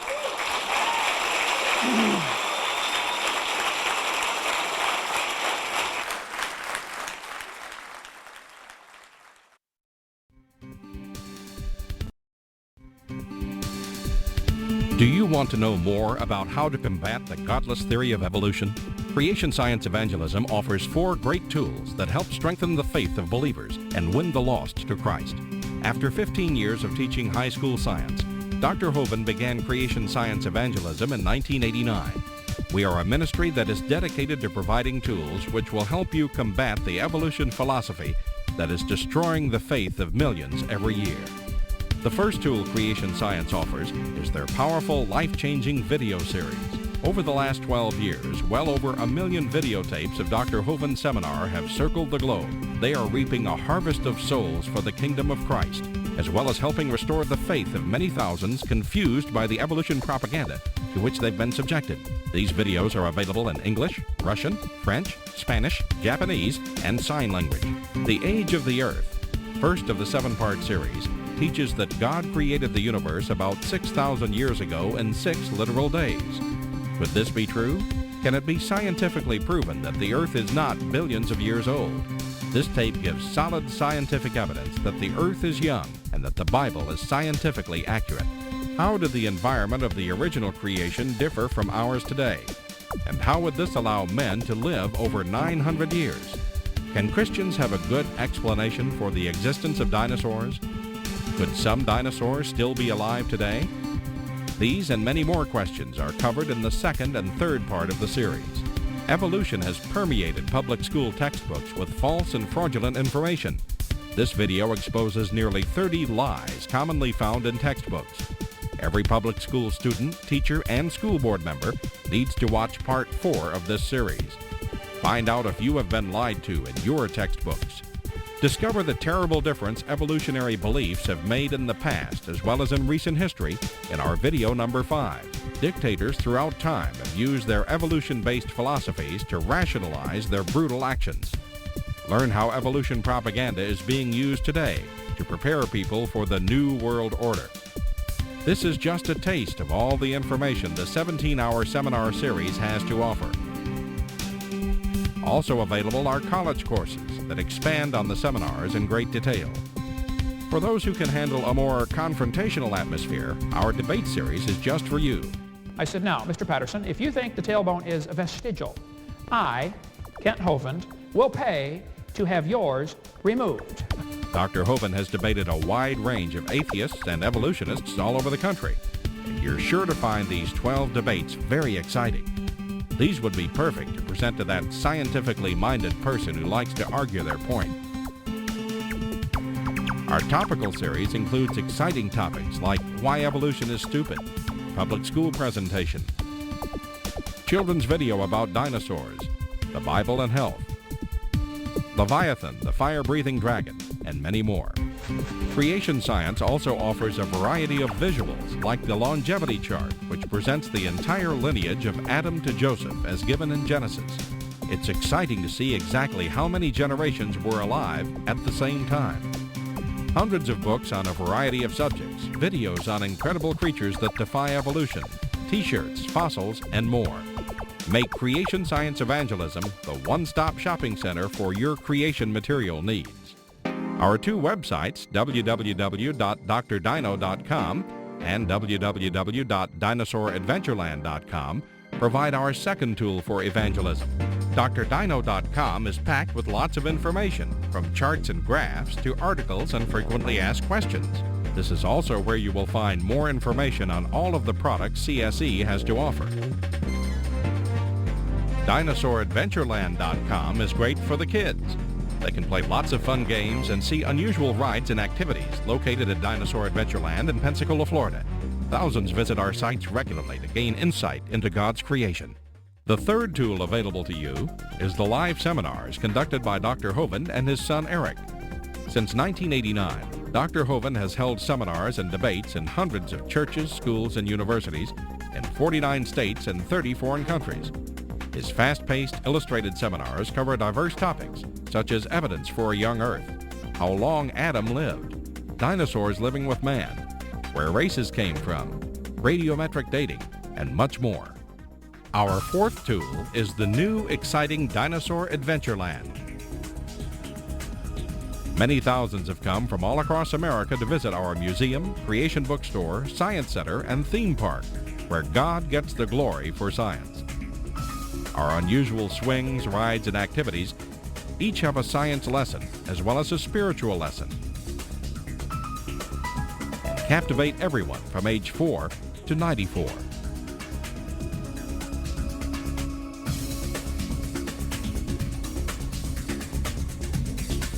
To order material, find out how to schedule a seminar at your church, or get more information about Dinosaur Adventureland, write to us at Creation Science Evangelism, 29 Cummings Road, Pensacola, Florida, 32503.